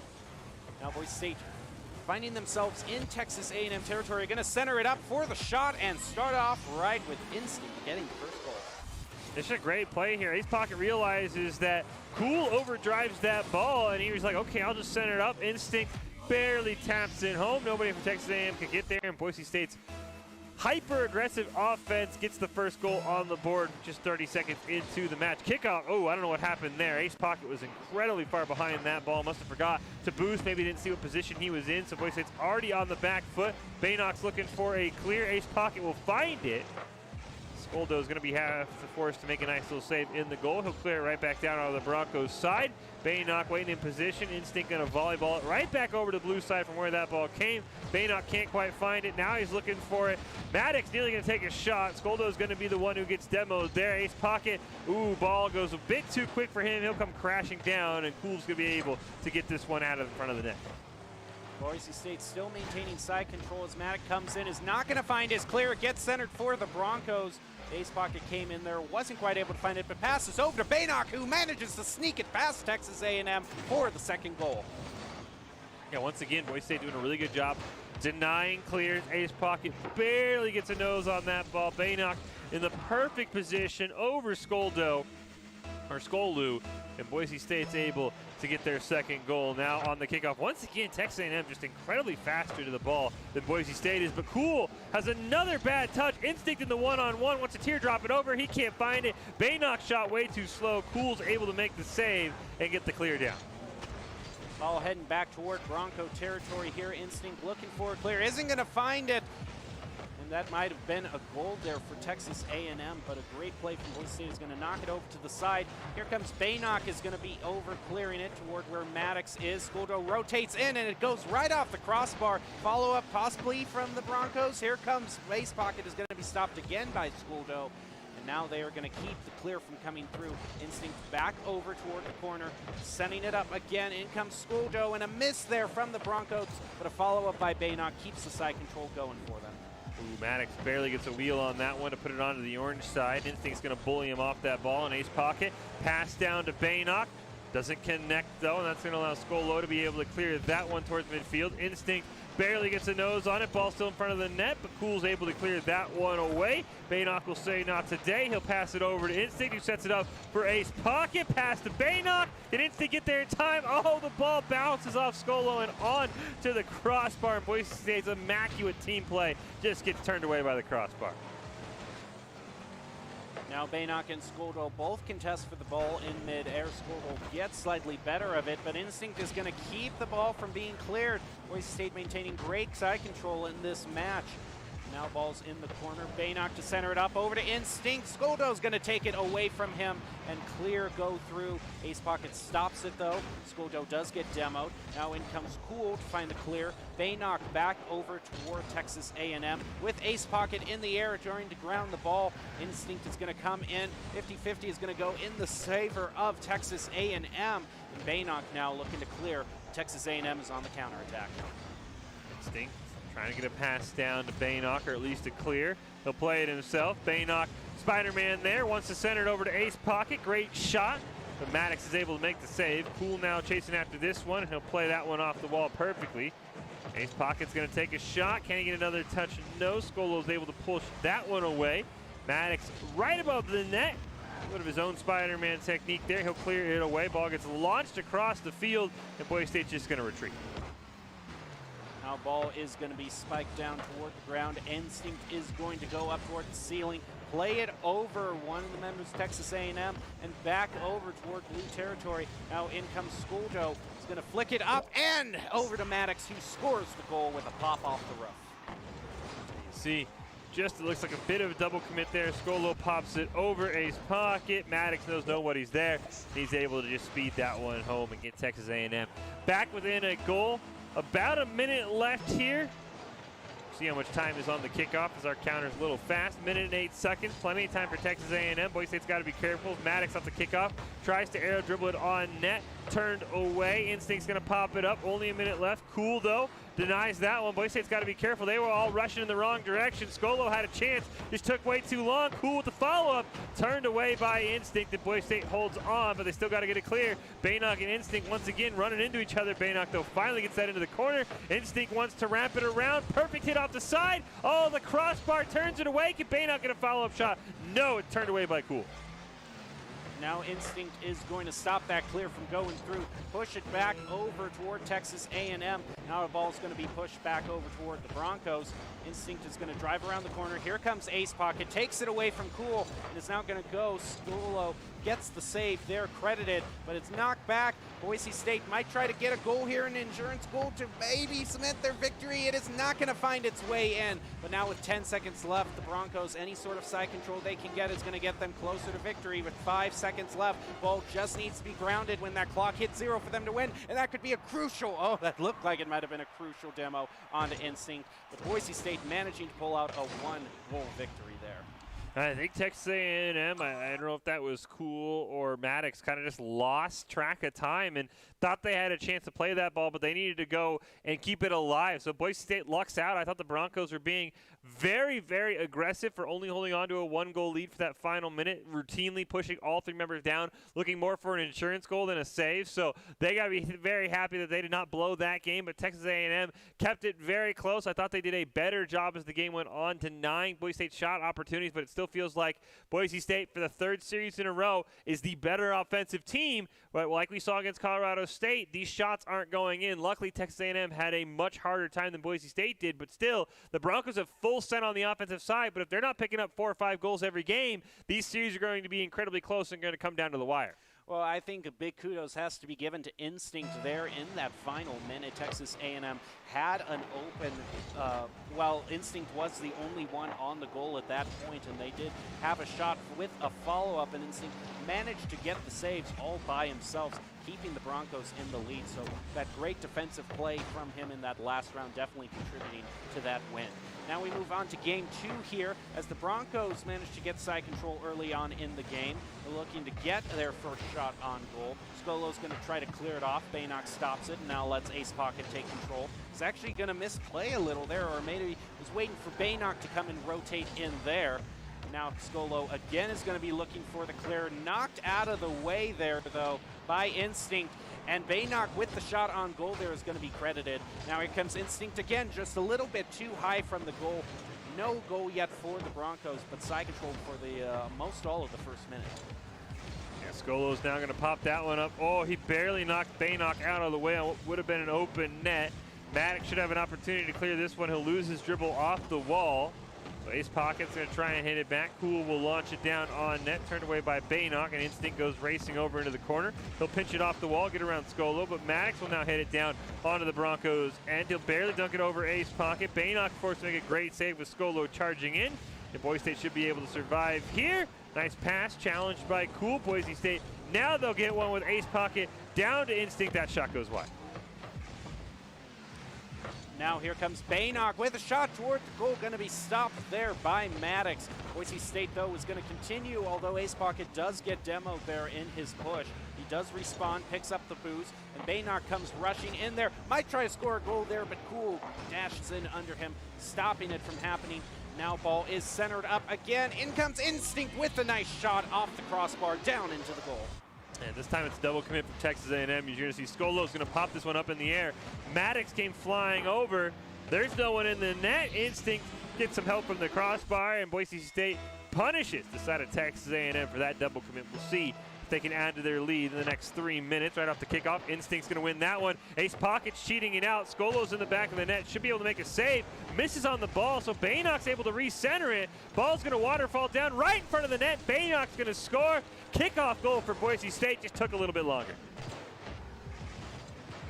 See there, that double commit from Texas A&M only left Scolo left to try to rush in, but Baynock got there before he did. Got the 2-goal lead now.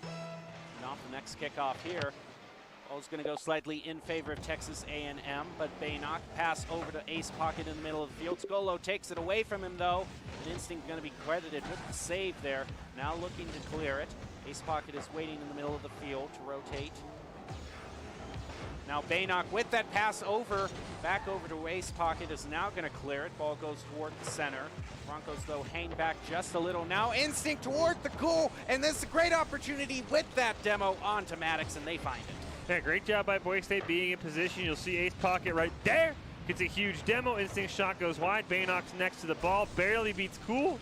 And a great job by Baynock capitalizing on that demolition. This time Boise State with a bit of a cushion, a 3-0 lead going into the second half of this game number 2, trying to keep their CRL hopes alive, and they've responded in a big way. Instinct's going to get the demo. Baynock actually lost that ball for a brief moment, but Cool will lose it as well. Opens up a great shot opportunity. Maddox off the demo, able to get a great save. Instinct keeps it alive. Very risky touch there for Texas A&M. They're keeping that ball in front of their net for way too long. Baynock's looking for the punish. Here comes Instinct. They'll get the team play. Instinct tees it off Baynock like it's golf, and Boise State puts 4 on the board. That is a great little spike there down towards, you can see Scolo flying past the goal there, unable to score, save, excuse me.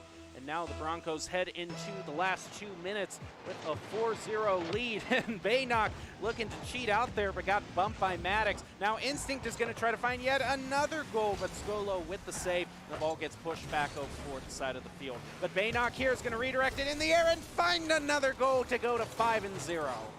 Yeah, Boise State has found their groove here in this game, too, against Texas A&M. A great play from Ace Pocket and Baynock. We've seen that a million times with a great pass off the wall. And Boise State now with a commanding 5-0 lead. Texas A&M would need quite the comeback here. It's a great win off the kickoff for Maddox. Ace Pocket, not the touch he wanted. Gonna have to commit Baynock for a huge last-second save just to get that ball from rolling into the Bronco net. Now we see Instinct. He'll take that one away from Ace Pocket. Cool's gonna hit it over into the corner.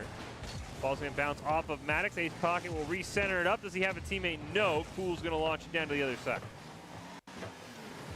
Now here we go again with the Broncos looking for this clear, but with a little under 90 seconds left, they don't have to worry too much here. Just keep the ball in Texas A&M's field and run out the clock. But of course, any insurance goal they'll definitely take here. And they might have one here as Ace Pocket rushes in on what was an open goal, but just off the right post, is not quite going to find it. Boise State feels like they're playing more defensive now with a 5-0 lead than they were with a 2-1 lead in game one. The School's going to take a shot. He's looking for the waterfall. Ace Pocket will redirect it. Maddox now trying to play it off the backboard. Can't quite find it. Ace Pocket with a nice hit. Cool and Scolo going to kind of collide there. Nice bump for Boise State. Baynock takes a shot. Ace Pocket gets another bump onto Cool. Just 40 seconds left. Instinct near midfield. Trying to make sure Boise State pitches the shutout here and moves on to the next round. Scolo's going to get a demo onto Baynock. A save also came out. Baynock right off the respawn in perfect position. His Instinct wants to take a shot. Baynock should have a follow-up, but redirected by Scolo here. And Baynock goes right back to spawn. Now here comes Ace Pocket. Demo's being traded by both teams with only 20 seconds left on the clock. Instinct there. It's going to clear it way back over toward Texas A&M's goal. Now there's only 10 seconds left. An opportunity for the Broncos. Tried to be taken by Baynock. No goal found there, but it's not going to matter that much as the clock ticks down and the ball only needs to hit the ground for the Broncos. They are going to get one more, though. Why not? Yeah, that ball just fluttering in front of the Texas A&M goal. Ace Pocket thought he had it. Looks like Maddox hits it the wrong way. Instinct says, I will take that. And Boise State will score. Doesn't really matter in the grand scheme of things. The Broncos with a dominating win, outshooting Texas A&M 15-1.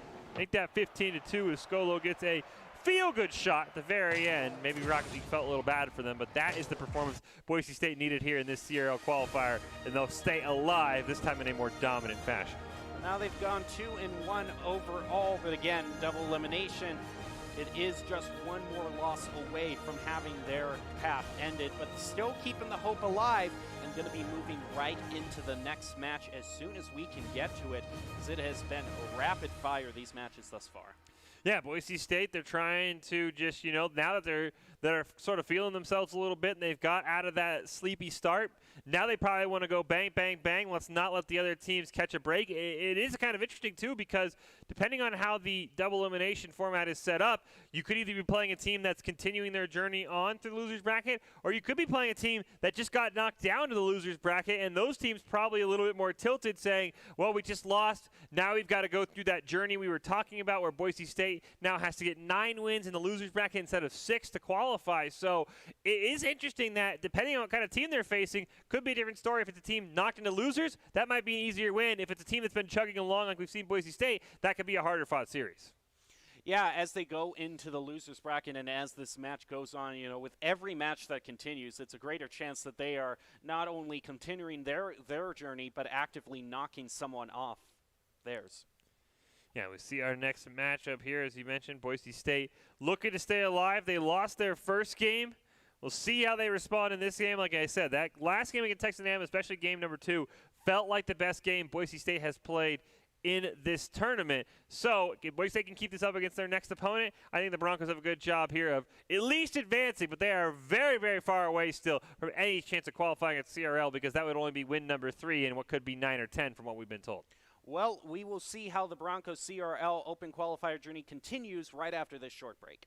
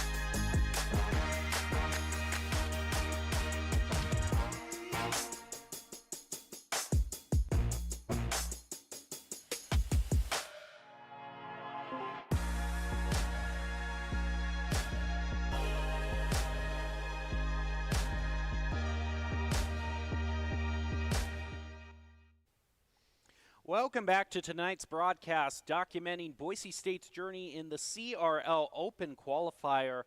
I'm still your host, Jacob Jem Palmer, joined by Michael Fisher. We continue with the Broncos already having one loss in this double elimination series, so one more will end it for them as they go on against their next matchup, which will be Seattle University. So Boise State still needing to continue on this win streak that they've had for the past 2 games, beating Texas A&M and the Lumberjacks from Northern Arizona University, I believe. And now they go up against Seattle University. Yeah, Boise State trying to stay hot. Interesting to note that the way the bracket has played out, there's actually a chance, unfortunately for Boise State, they might have to play each other. The orange team right now taking on Park University. The winner of that game will play the winner of our game here. So potentially we could be set up for a Boise State blue versus Boise State orange showdown where one of the teams would unfortunately eliminate the other, which is not something you want. You want Boise State in the championship maybe taking on each other, not playing in the losers bracket where one of the teams is guaranteed to go home. So could potentially be a very interesting next matchup here. But first, Boise State Blues got to not focus on that. They've got to not worry about maybe playing younger brother. They've got to make sure they take care of business against Seattle University because we still see a little bit of minor issues from Boise State. And if a team can play like Colorado State and be very, very sound defensively, I think they have a good chance. So I'll be curious to see if Seattle use one of those teams or if they try and go toe-to-toe offensively with Boise State, which is what I think Texas A&M wanted to do, and the Broncos shut that one down pretty quickly. Well, it does seem like the Broncos are definitely starting to get into their groove over these past few games. They have managed to maintain a whole bunch of side control against Texas A&M in that last match, and that really has been overall the main story. Despite the main hiccups that they had against their first match against Colorado State University, it really has been a story in these last 2 matches of Boise State really being aggressive, having the overall lead in shots on goals, and not letting the ball leave their opponent's half of the field. So we'll see how that works out for them here. Boise State is going to be in blue this time versus Seattle University. Now Boise State manages to start off good with the side control. Ace Pocket is just going to little miss that there. So no shot on goal there, but a little bit of a double commit coming through from Seattle University. Boise State might want to capitalize on something like that if it continues for the rest of the match. Oh, nice pass over to Ace Pocket, gets intercepted there. There's another double commit from the side of Seattle University. Boise State already has them on the ropes. Baynock's trying to carry that one off the ceiling. Instinct play it off the wall with the give and go to Baynock. Never mind, Instinct will grab it himself. Baynock, once again, we see those awkward double commits between Instinct and Baynock that kind of shut down Boise State's chances as Ace Pocket trying to keep this play alive. That ball just barely off the crossbar. Cash Money able to get a clear away. Now Osaka's trying to get a clear near the midfield. Ace Pocket will keep it alive. Ball should go over Baynock. Cash Money tries to clear it away. Instinct is there. He'll hit it down into the corner. Osaka waiting for that one. Takes a little bit too long. Instinct's going to challenge him. Centers it perfectly for Ace Pocket. One save comes out. Baynock can't quite find it. And we see Seattle University, a lot like Colorado State, double commits. They're ugly, but they're making saves as Baynock passes that one over. Ace Pocket now has an opportunity. Cash Money with a great save. I'm going to have to wonder if these double commits are going to catch up with Seattle, though, as with the frequency that they've been happening, and Boise State managing to just put shot on goal after shot on goal onto Seattle. It's a situation where it feels like something's got to give eventually. Now Baynock's going to try to make that happen as he looks to center it off. There goes Osaka going past the ball, and now in comes Instinct to keep the clear from going through. Now Ace Pocket continuing on the side control. Cash Money now up in mid-air is going to push it back over to Instinct. Ball heading around the corner. Ace Pocket is going to be the one to get that one toward the goal and saved by Cash Money. This feels a lot like the Colorado State series where Boise State had a ton of pressure, but saves just kept coming out as Ace Pocket hits the crossbar. Instinct slams it home. Finally, Boise State cracks that defense. Only took about 6 shots, but the Broncos get the first goal of the game. So now Instinct with a great goal there is going to put the Broncos into the lead.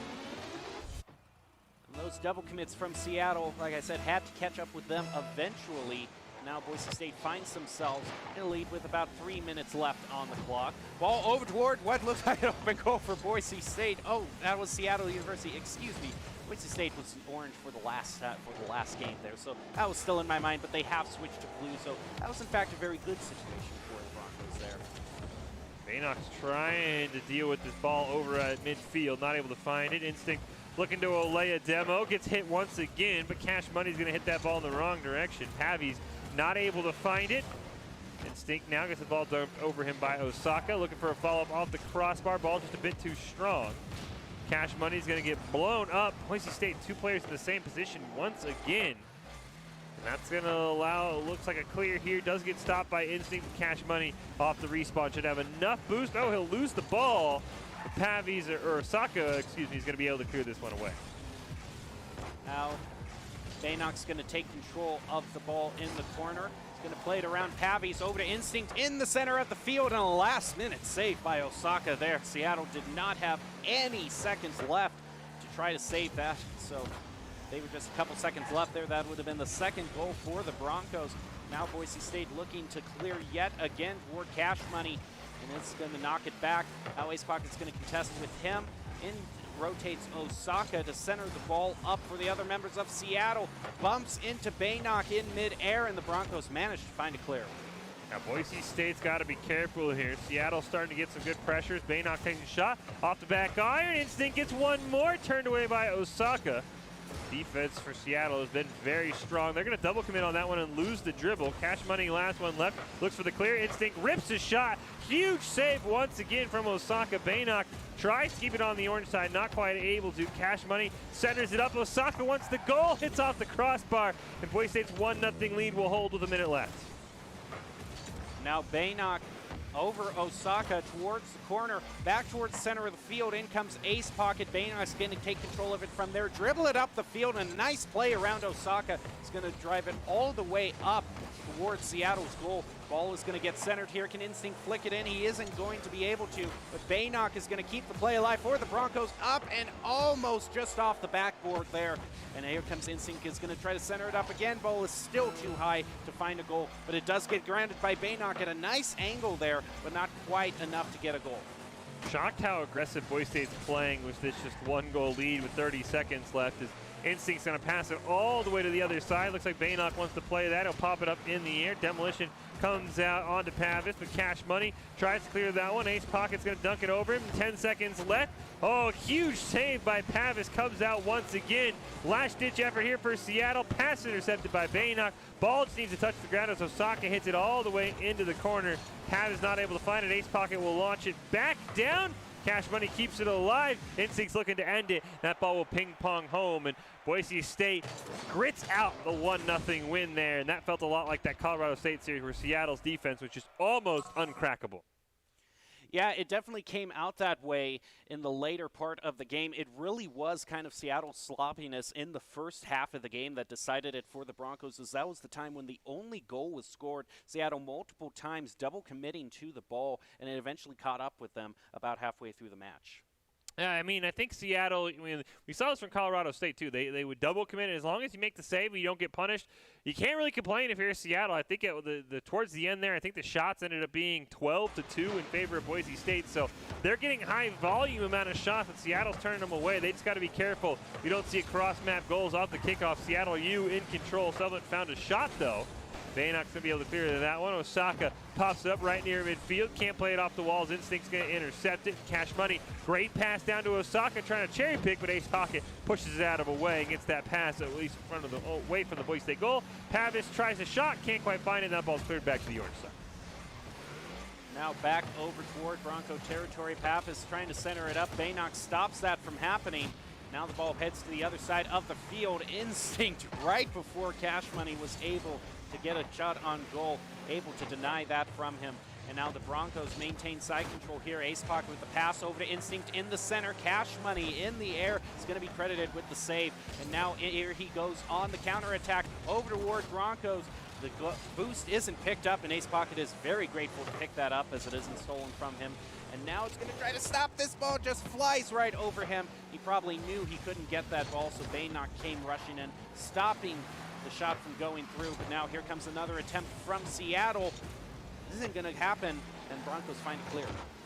Baynock looks to center it over to Ace Pocket, but Cash Money gets the ball over him. Can't get a second touch off the wall, but Pavis will play it right for Cash Money. Ball gets stolen away by Baynock. Gets it around one member. They kind of run into each other, but Osaka's able to make a nice save there. Now he's going to try and carry this ball out towards midfield. Instinct will steal that one away. He'll hit it down into the corner. Goes over Osaka and around Baynock.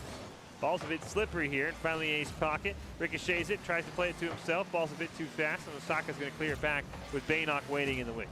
And Baynock had to kind of watch out there just about 10, 20 seconds ago. During that push that Baynock had towards the goal, he ran out of boost halfway through that push and really didn't have the extra oomph to kind of push through there and maybe get a shot on goal. So that is one thing to keep in mind, is how well the boost is managed. Boise State, his instinct there was trying to contest the ball in midair, had no boost there, managed flying past it and missed it. So Broncos need to try to manage that, hopefully not have their boost starved from them by Seattle. That's a great offensive shot there by Boise State, just saved by Seattle. Instinct tries to turn it around, but Cash Money's going to dunk it over him. See how low the boost is for really everyone in this game except for Baynock and Osaka. And Osaka's going to lose that ball. Boise State have anyone coming in? They have Instinct off the top of the wall, but Pav is able to push that one away. Baynock can't quite get a hit on it. Ace Pocket and Osaka both going to miss on it, but Instinct sees his opportunity, trying to pass it to Baynock. Gets intercepted by Pavis, though, and cleared down into the blue corner. Now Boise State having to rotate back here for a bit of defense. Ball trying to, a great takeaway from Pavis there. It's going to turn into a clear, but the ball gets played over. Baynock, who now has to rush back, try. He gets demoed. That could be crucial, but no follow-up from Seattle. That is not going to turn into a goal as two members of the Broncos look to be demoed there. They got to be thanking their lucky stars that a goal did not come from that at that crucial time, and instead they're going to show Seattle how to get a goal off a demo. Yeah, great job here by Instinct. He's going to drop the ball for Ace Pocket. Gets the demo, perfectly dodges the ball as well. Yeah, and unfortunately for Seattle, I've heard Doc talk about this before and why don't you go for more demos. Sometimes demos put you in a bad spot. Seattle got the demo and then actually stopped the ball from going in because of the path the player had to take to get that demo. As Instinct gets one on to Cash Money. So you got to be careful when you go for those demos if you're Seattle. Last game ended with a 1-0. Can Boise State add a goal in? Here comes Instinct. Ball not the angle he wants, so he will retreat. Pav is now trying to keep it alive. Instinct's going to miss. Baynock's going to miss as well. It's up to Ace Pocket. He responds in time. Great pass down to Instinct. Redirects it off the back wall. Baynock puts it at top left shelf. Hard to stop that one, and the Broncos have a 2-0 lead. Yeah, this is just beautiful play here in passing back in the mid-air control from the Broncos. Beautiful rotations, never letting up and finding themselves out of sync, managing to get another lead, a greater lead for them with about 1 minute, 15 seconds left. Kickoff is going to head off toward the corner. Here comes Instinct, pushing it up towards Seattle's goal. Ball gets cleared back over toward the Broncos, but they answer that back. Ball pushed over to the side. Now in comes Instinct to center it up for another member of the Broncos. Pappas is instead going to take the ball and run with it up the field, but the Broncos take it away from him and maintain side control. Seattle is going to have a very tough task. They only have one shot on goal this entire game, and they're going to get a second one from Cash Money. He keeps them in it with a great little goal here. Baynock can't quite find it. You see a misplay there from Instinct and Ace Pocket just a little bit to the left. Instinct actually missing a second time on that one, and so does Baynock. So just a bad defensive series for Boise State. Only the second shot all game, and Cash Money puts it in. Get Seattle back within one and try and keep their CRL hopes alive. Boise State trying to get to the next round as Ace Pocket's able to stop that one. Cash Money takes a shot on net, turned away by Instinct. Ace Pocket's going to bump into Cash Money. Bit of double commit comes out there from Seattle. Baynock flubs on that one, but Ace Pocket's going to bail him out. Now Osaka has a great chance. And with just 26 seconds left, he's tied this game. After I say Boise State maintains side control, Seattle makes me eat my words with 2 goals back to back. Baynock not able, and a great shot there into the upper left corner of the goal. Seattle could push this into overtime. We have less than 30 seconds, but Boise State has been one to get some of these sneaky kickoff goals in the past. And look at Ace Pocket waiting to cheat out the ball from behind. He knew that it was going to hang up there, but now Seattle is going to be doing all they can to clear it back. In comes Instinct, plays it over Seattle back towards their goal. Can they find a goal from this? Instinct with the shot on goal. Follow up by Ace Pocket, both off the crossbar, unable to get it. Still some chance here for Boise State. Now they got to be careful. Cash Money clears it down. They're just going to let this one touch the ground. Boise State, 3 great chances to end this one in regulation, but we'll head to overtime. Pav is going to win that one cleanly off the kickoff. Ace Pocket's even going to lose the hand a little bit. Cash Money's going to challenge him, but can't quite find the ball. Ace Pocket will pop it over to Baynock, who plays it around Pavis. 3-on-2 here as Cash Money retreats. Ball pinballs around off him and Instinct.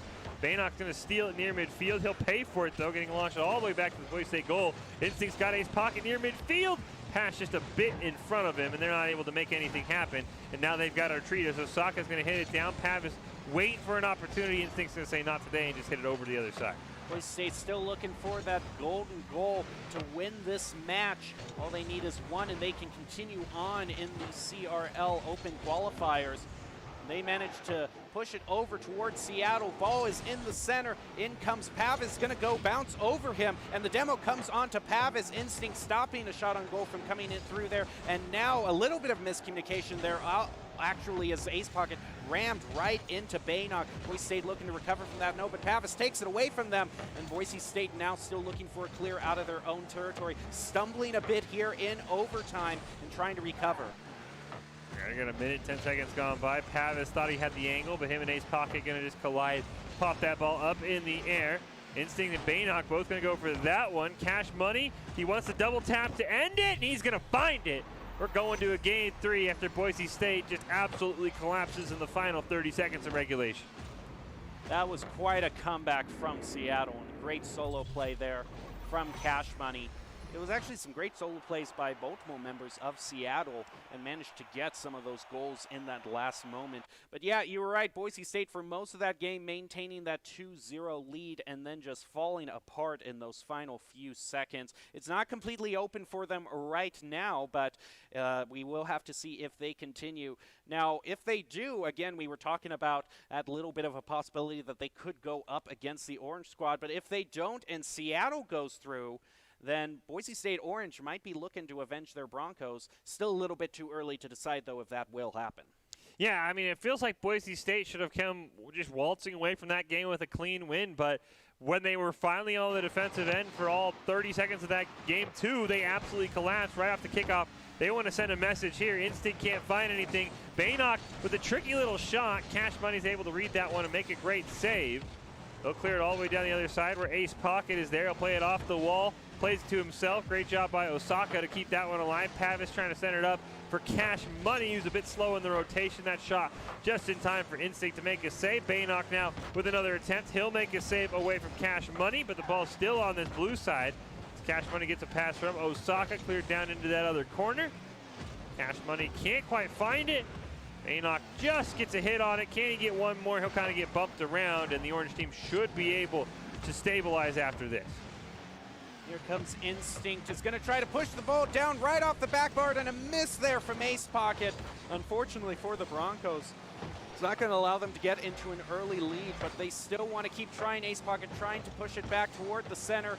In comes Pavis, going to clear it. Instinct stops him from doing it, but a great seal away there by Osaka. He's going to push the ball all the way back to Broncos goal.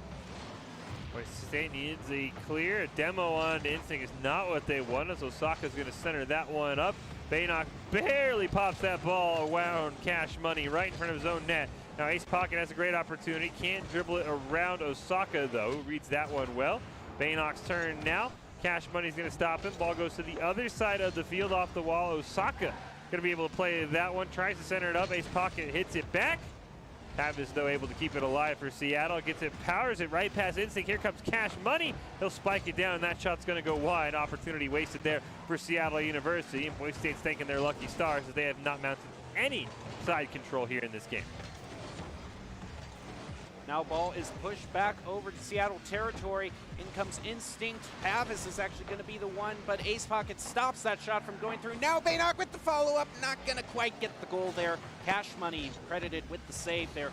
Maybe another follow-up for Boise State here. Instinct comes rushing in, doesn't get the angle he wanted, so looks like two members of Boise State actually rotating back there. It's going to be Ace Pocket who stops the clear from going through. Now Instinct picks it up, passing it back over to the center, but no one there for it. It might just roll in there. Osaka's going to stop that from happening. Followed by Baynock off the backboard. Ace Pocket not quite getting the angle he wants.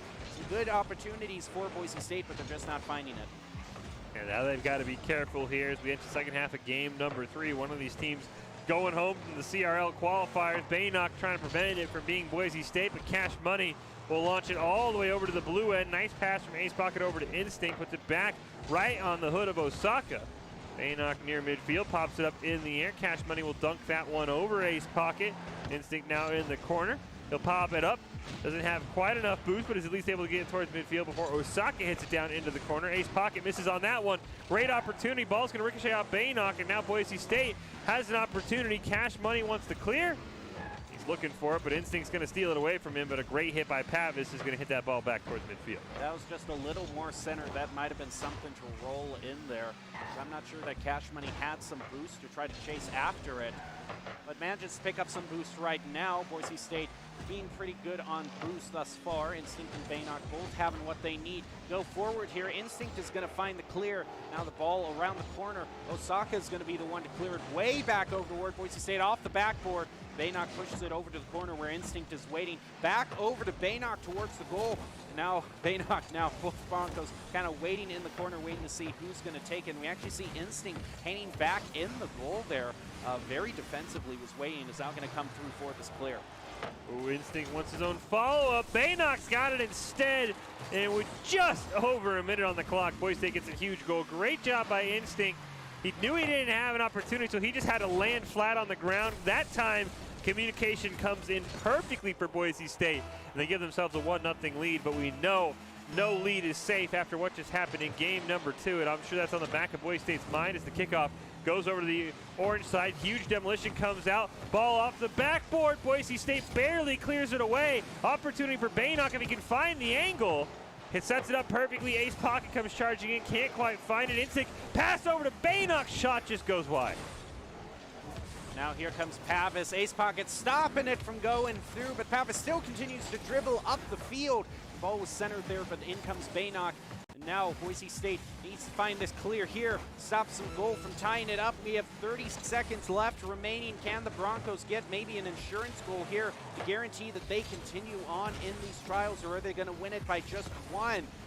Well, the pass over to Baynock in the field. Back over to Instinct, is able to beat Osaka to it. Cash Money is left to get the save there. Ball back over toward the center, and it's going to be played over Baynock. Now Ace Pocket has to get it. He manages to find it, and the ball pass over to Pavis. Over toward Boise State, and a very crucial save there is going to keep Boise State in it. All it has to do is touch the ground, and Boise State will continue on in the CRL qualifiers, and they have managed to just barely pull out a victory there in Game 3 against Seattle. Very close match. You know, we've kind of seen what Boise State's kryptonite is. It's a team that can play defense incredibly well, can shut down all of the angles Boise State wants to do. This blue team likes to rely heavily on the pass, even with Instinct now in.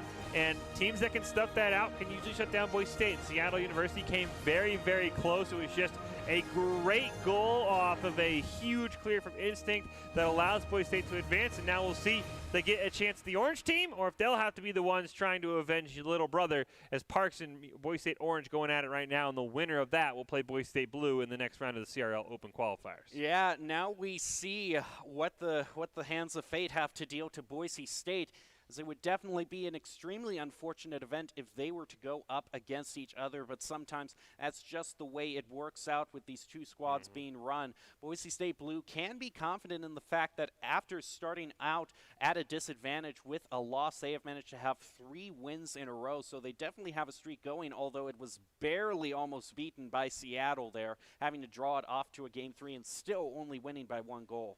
Yeah, I mean, the defensive game play there in the final 30 to 45 seconds for Boise State is probably something that even they will scratch their heads about, because it was just bad clears, double commits, wide open nets that allowed Seattle University, which is a team that did not generate a lot of offensive pressure, to score 2 goals in 30 seconds. So Boise State's probably going to make sure they cleared that one up.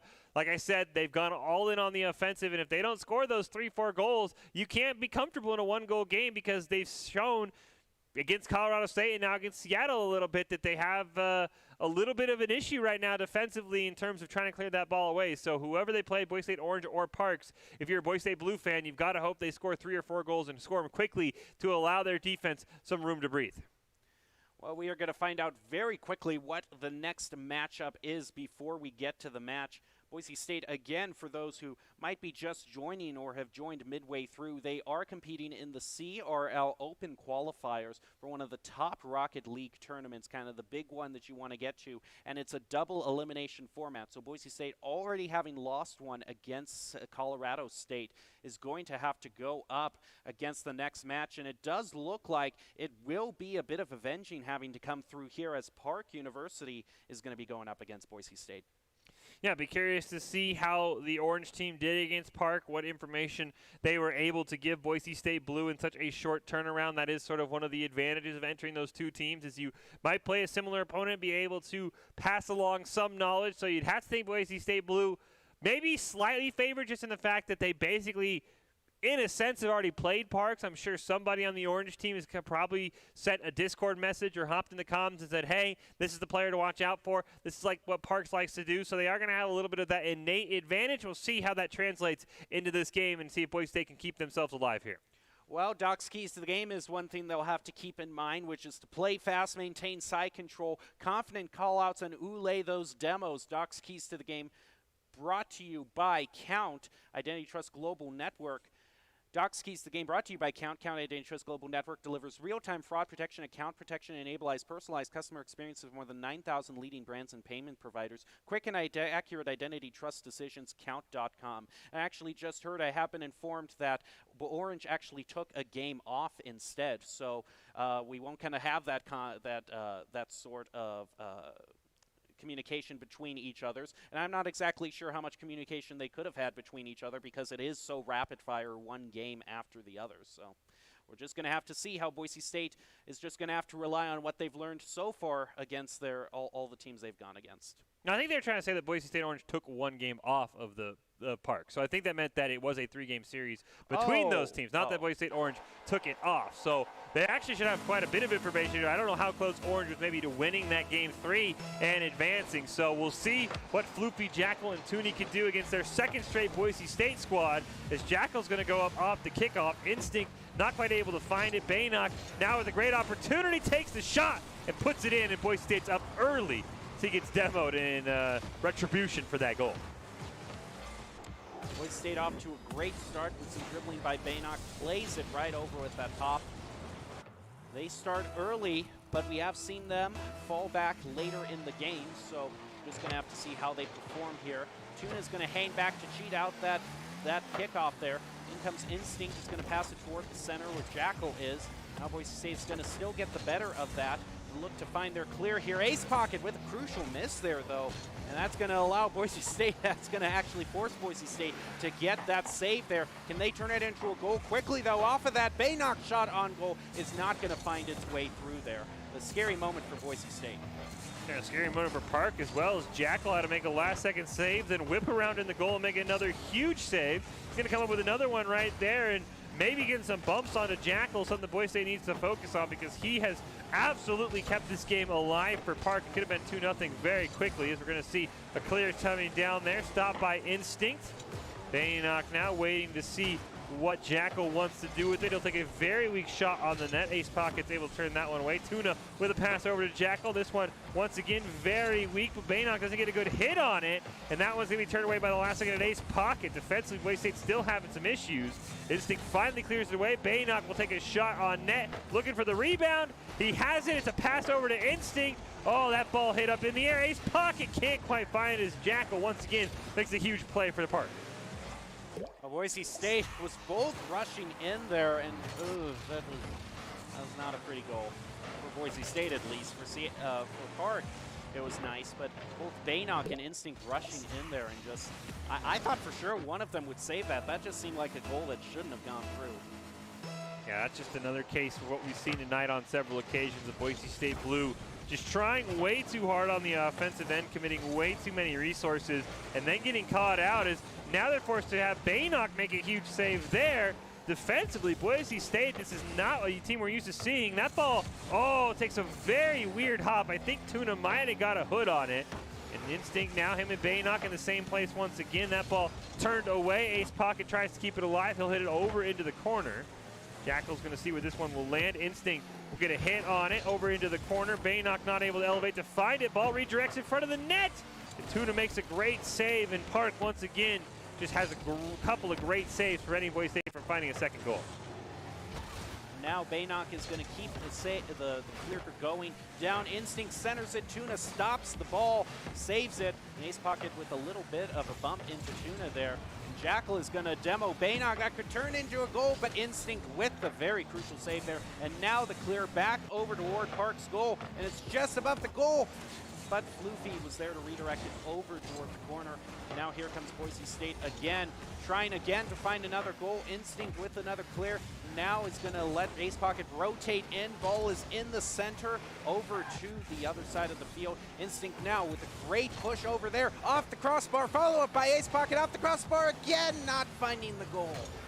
Boise State has come oh so close on probably like 4 or 5 attempts now, and just have not been able to get that last push through the goal. We'll see if they're finally able to get a response as Ace Pocket now tries to pop it up over Tuna. Tuna delayed that one and is able to clear it towards midfield. Instinct hits it over into the corner where Jackal is waiting. He'll wrap that one around, takes a shot but gets denied. And Instinct's looking for a clear here. Tuna's gonna wait. He'll challenge Baynock on the ball, but the ball heads towards that net. Interesting clear there comes out from Floofy. He'll make another great save there. Baynock's going to bounce it off the back wall. Ace Pocket and Baynock trying to combine for an interesting angle. Crossbar once again. Boise State could not get much closer to scoring without if they could try. Boise State again. Still maintaining the side control, but it is all tied up. A pop off the roof for Instinct there is not going to find it. Floofy credited with the save there.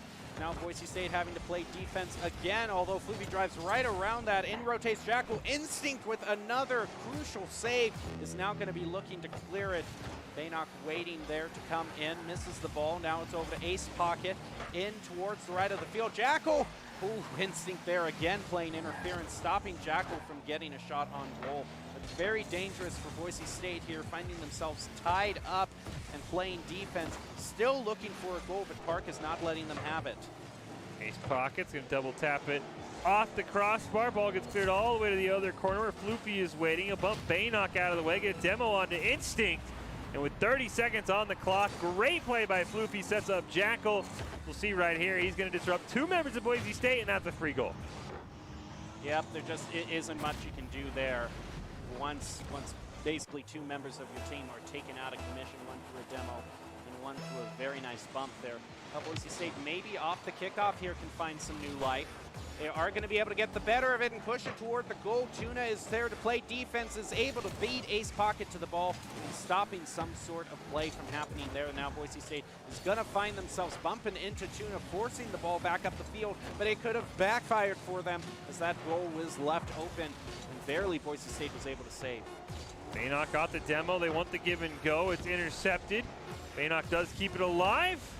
Jackal pops it up in the air, but it's still near that midfield. Instinct's going to hand it over to Ace Pocket. He'll take a shot on the net. Huge save by Tuna. Ball will touch the ground, and Park win games 1. But Boise State, you have to think if that game gets played 10 times, 9 times out of 10, Boise State would win because I lost count of how many times that ball hit off a crossbar, was just bouncing in front of the net, halfway black, 3/4 black as the ball turns, as it rolls into the net, and just somehow Park gets a clear. Feels like Boise State could not have gotten closer on multiple occasions, and unfortunately, when you stay in a 1-goal game, sometimes the better team doesn't always win because it just takes one great play from a guy like Floofy to set up his teammates. So Boise State's got to be happy with their performance. They came oh so close to winning that game pretty handily, honestly. They got to be happy with it as much as they can without taking home the victory. But yeah, they had a lot of great shots on goal and a lot of opportunities. It just didn't work out for them. That's going to work out for Park University, though, right off the kickoff. Floofy really coming in clutch for his team, not only in the last round, but in this round, getting an early goal over Instinct and putting Park into the early lead. Yeah, that was something I was going to say Boise State has to watch out for in a tournament that you've historically had issues in.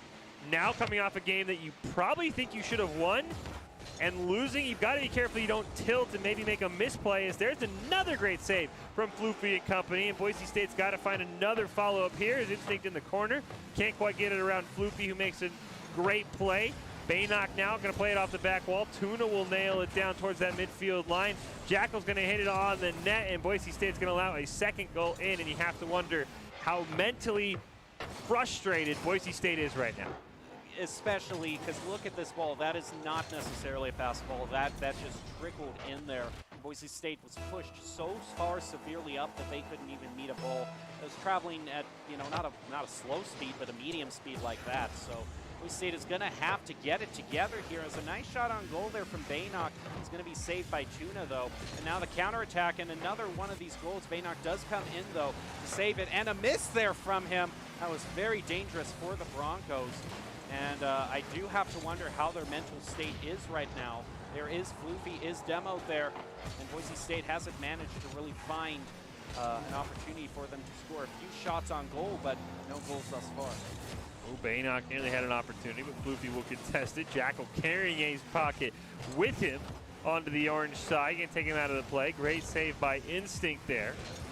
Boise State has lost that offensive edge we've seen for most of the night since that loss to Colorado State. They need to get it back here in a hurry.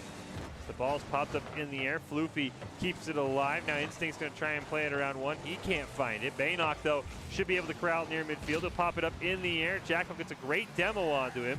And that ball's going to roll towards the net before Instinct makes a save. He'll lob it all the way back to the orange side. Great play there by Boise State. And Baynock gets the tip, and Boise State comes alive there, and they get themselves back within one. A huge play by Instinct to keep this ball alive, recenter it for Baynock, and knock Jackal out of the way in the process. Well, that's exactly kind of what Boise State, the kind of play Boise State needed to refocus their minds, and recenter kind of everything. The kickoff is going to go in favor of Park. Tuna gets demoed, though, by Instinct. Now Ace Pocket gonna have it taken away by Jackal. Clear over toward Boise State's goal. Now Baynock has to pass it over to Instinct. Tuna gets the better of that, though. And some great interference from Park University has been preventing Boise State's plays. And that's also one of the things that can stop Boise is when they try to set up their plays, but the other team is too fast. But Baynock here, yes! Oh, just off the crossbar there. That had been a little faster and lower. I think that probably would have been a second goal for Boise State. Boise State again finding ways to get so incredibly close as Jackal's going to get that demolition onto Baynock. Tuna wants to keep it alive. Both members of Park on the other side of the field, though. So Floofy will take one shot. He will bail. Instinct tries to clear it. Tuna in a great position. Baynock will play it around him in the corner. Jackal waiting for it. Baynock tries to play it towards center. Floofy was there. Can't find the double tap. Jackal's going to knock it home, and Boise State's back down 2 with 2:26 left. Yeah, Floofy going to push it off the backboard. A great follow-up by Jackal. Both Instinct and Ace Pocket nowhere in the position to save it. And now I really have to wonder about Boise State here. Just, you know, if you look, they might just be, oh, it's right off the, I hardly had any time to speak to that. That was so close to the kickoff there. But my line of thought, Fish, was, you know, I have to wonder if a demo is, that's not going to face Boise State, though. So you know what? Toss that out the window because Boise State's still managing to make great plays. Yeah, great job this time. This is what we've seen all night from Boise State. They keep up the pressure. They find ways to turn one shot into 2 or 3. That time Baynock hits it home. Once again, they're within 1, but now they've got to be able to rally because last time Park kind of took over off the kickoff. Ace Pocket has an opportunity. That ball's actually going to take a Boise State favored bounce. Instinct will knock it home. I think that would have gone in regardless, but a great play off the kickoff for Ace Pocket. Guy that takes a funky little hop there. Yeah, that ball, I don't know actually. Instinct secures the goal, and Boise State's got themselves tied up here. 2 minutes left and a chance to force game 3. Well, there still is life in the Broncos as they get the better, slightly better of that kickoff. It gets pinched off toward the side. Now here comes Ace Pocket. Is going to be contesting with Floofy, and that ball was going to go in, but a last-minute save by Jackal is going to keep Boise State from taking the lead. And now Floofy is going to dribble it up the field, play it around a Bronco, and Instinct comes in with the save right there. So the question that I have been wanting to ask, Fish, is I can't ask this question because someone's going to score a goal when I want to ask it. Floofy, the one to score that one. See, Tuna gets knocked out of the way by Boise State, but it was Floofy playing past Ace Pocket there, able to get the question. So the question I do want to ask Fish now is, I wonder how little events can affect Boise State's mentality, especially in a game that is as high stakes as this. You know, you think this goal could knock you off or possibly tilt you, but even I have to wonder if like a demo, you know, if it's just that little thing to push you over the edge and start you playing, you know, subpar, that could be a factor here. Yeah, I mean, I think that the biggest issue, I mean, it's one of those things where, you know, you have the demons of the past that some of these guys like Ace Pocket and Baynock have suffered through for the last year or so of unfortunate performances in the CRL qualifier, and now you have this very awkward game one as Jackal gets a shot on net, turned away by Baynock, where you thought you were the better team, you had way more opportunities, and just a kind of a fluke goal with a good positioning is 1 minute left on the clock. Jackal keeps this one alive right in front of the Boise State net. Instinct barely clears it away, and I think Boise State just hasn't really recovered from that. We haven't seen too many demos. It's Instinct with a great opportunity, and Boise State ties it up. Now can they be the ones to actually set the pace? Because every time they've tied it up, every time they've got within one goal, they've absolutely fallen apart. Park's made them pay, so we'll see in the next 47 seconds if we have a series ender or a game 3. Okay, here comes a very crucial kickoff as Instinct was right there to cheat it out and get the better of it. Pushing into Park territory, can the Broncos turn this into at least a shot on goal here? Tuna's looking for that clear, but Baynock is going to win that 50-50 and keep the ball on orange territory. Now Boise State comes in again, knocking Jackal out of the way. Some great disruption there. Tuna, the last line of defense, is going to come through and prevent that goal. We have about 20 seconds left on the clock. This could be going to overtime. The Broncos would love to score a last-minute goal here with the pass over to Instinct, and just disrupted enough by Tuna to bounce off the crossbar and not find the goal. Oh, now Floopy's going to take a long shot on net. Instinct's going to have to just hit that one over into the corner. Looks like Park's going to get the final chance here. 2 seconds left. Floopy barely keeps it alive. They'll play it off the backboard. Ball goes past Jackal. I think Boise State might have had an opportunity, but they all held back. So we're going to overtime. Find out if we're getting a game 3 or if Boise State's dream of a CRL qualifier will come to an end here. As Ace Pocket tries to keep it alive, he'll hit it over into the corner. They're trying to bump Floopy out of the way, not able to find it. Jackal now carrying it down. For a moment there, everything went black and my heart skipped a beat, but Boise State's able to keep it alive. Oh, Ace Pocket barely keeps the ball out of the back of the net, but they've got to find it clear. Instinct trying to get it around Tuna, not able to find it. Tuna takes a shot on goal. Baynock pops it up in the air. Ace Pocket bullies him downfield. Gets a pass over to Instinct, but Jackal's able to take it away. Shot contested by Ace Pocket.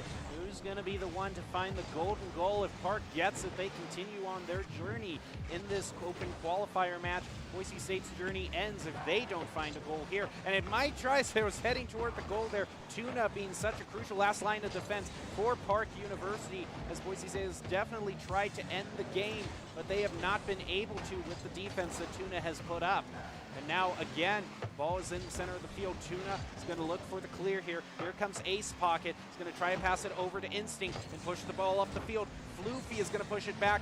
Baynock meets him in mid-air and now pushes it. Can they center it up for a shot here? Tuna manages to get a little bit of a tap on there to clear it back over toward Boise State's goal, which is open, and that is going to end Boise State's journey there, and in a way that's got to be the ultimate salt in the wound in just pushing up too far and leaving a wide open goal. But congratulations to Park on that victory. Yeah, unfortunately, Ace Pocket tried to contest Floofy's shot and didn't just, I mean, unfortunately, just hit it at a bad angle as that ball goes in off the hit from Ace Pocket. So if the own goals were a thing, it would have gone down as an own goal for Boise State. And unfortunately, that's how their CRL Open qualifier will end, with a 3-2 overall record, a loss in game 1 to fall to losers, and then a 2-0 loss to Park University. But I mean, you feel like Boise State probably should have won game number 1. They had this frantic comeback, which you maybe could argue they didn't even deserve in game 2, where they just kind of looked flat for the first 2.5 minutes. So they'll go back, they'll watch these games. I'm sure there's a ton of things that they can look forward to correct if there is another CRL Open qualifier, because, I mean, we saw a ton of just bad double commits, a ton of what looked like miscommunications for Boise State. I think they'll go on. I would think they would be happy for me to say that this was probably not their best overall performance, and to get as far as they did is pretty impressive. And like I said, I think they probably should have won game number 1. Who knows in game number 2 if they aren't tilted, if they allow 4 goals in. But unfortunately, that's how it will end, and that's how it can happen in Rocket League. You can come oh so close 7 times in a row, and all your opponent has to do is hit it in once, and your opponent wins the game. Well, the one bit of solace for Boise State is that this isn't the only opportunity to get into the CRL tournament. There still are other ways you can get into it, such as a tournament that Boise State is currently in right now. So we'll just have to see how that plays out in the next coming weeks. But for now, Boise State's journey does end. We do have top 5 plays of the game, though, because still Boise State went 3-2 overall, and there are some things to celebrate in that. So that's going to be, we're going to leave you with that for the night. It's brought to you by the Idaho Army National Guard, who invites you to take your impressive critical thinking skills into real time with more than 10 jobs offering a $20,000 dollar bonus and your degree of choice paid for. The Idaho Army National Guard is one of the best teams to join out there. You can reach out to them on Twitch at iGuardGaming. That's going to do it for us tonight, though. Thank you for watching and stay safe.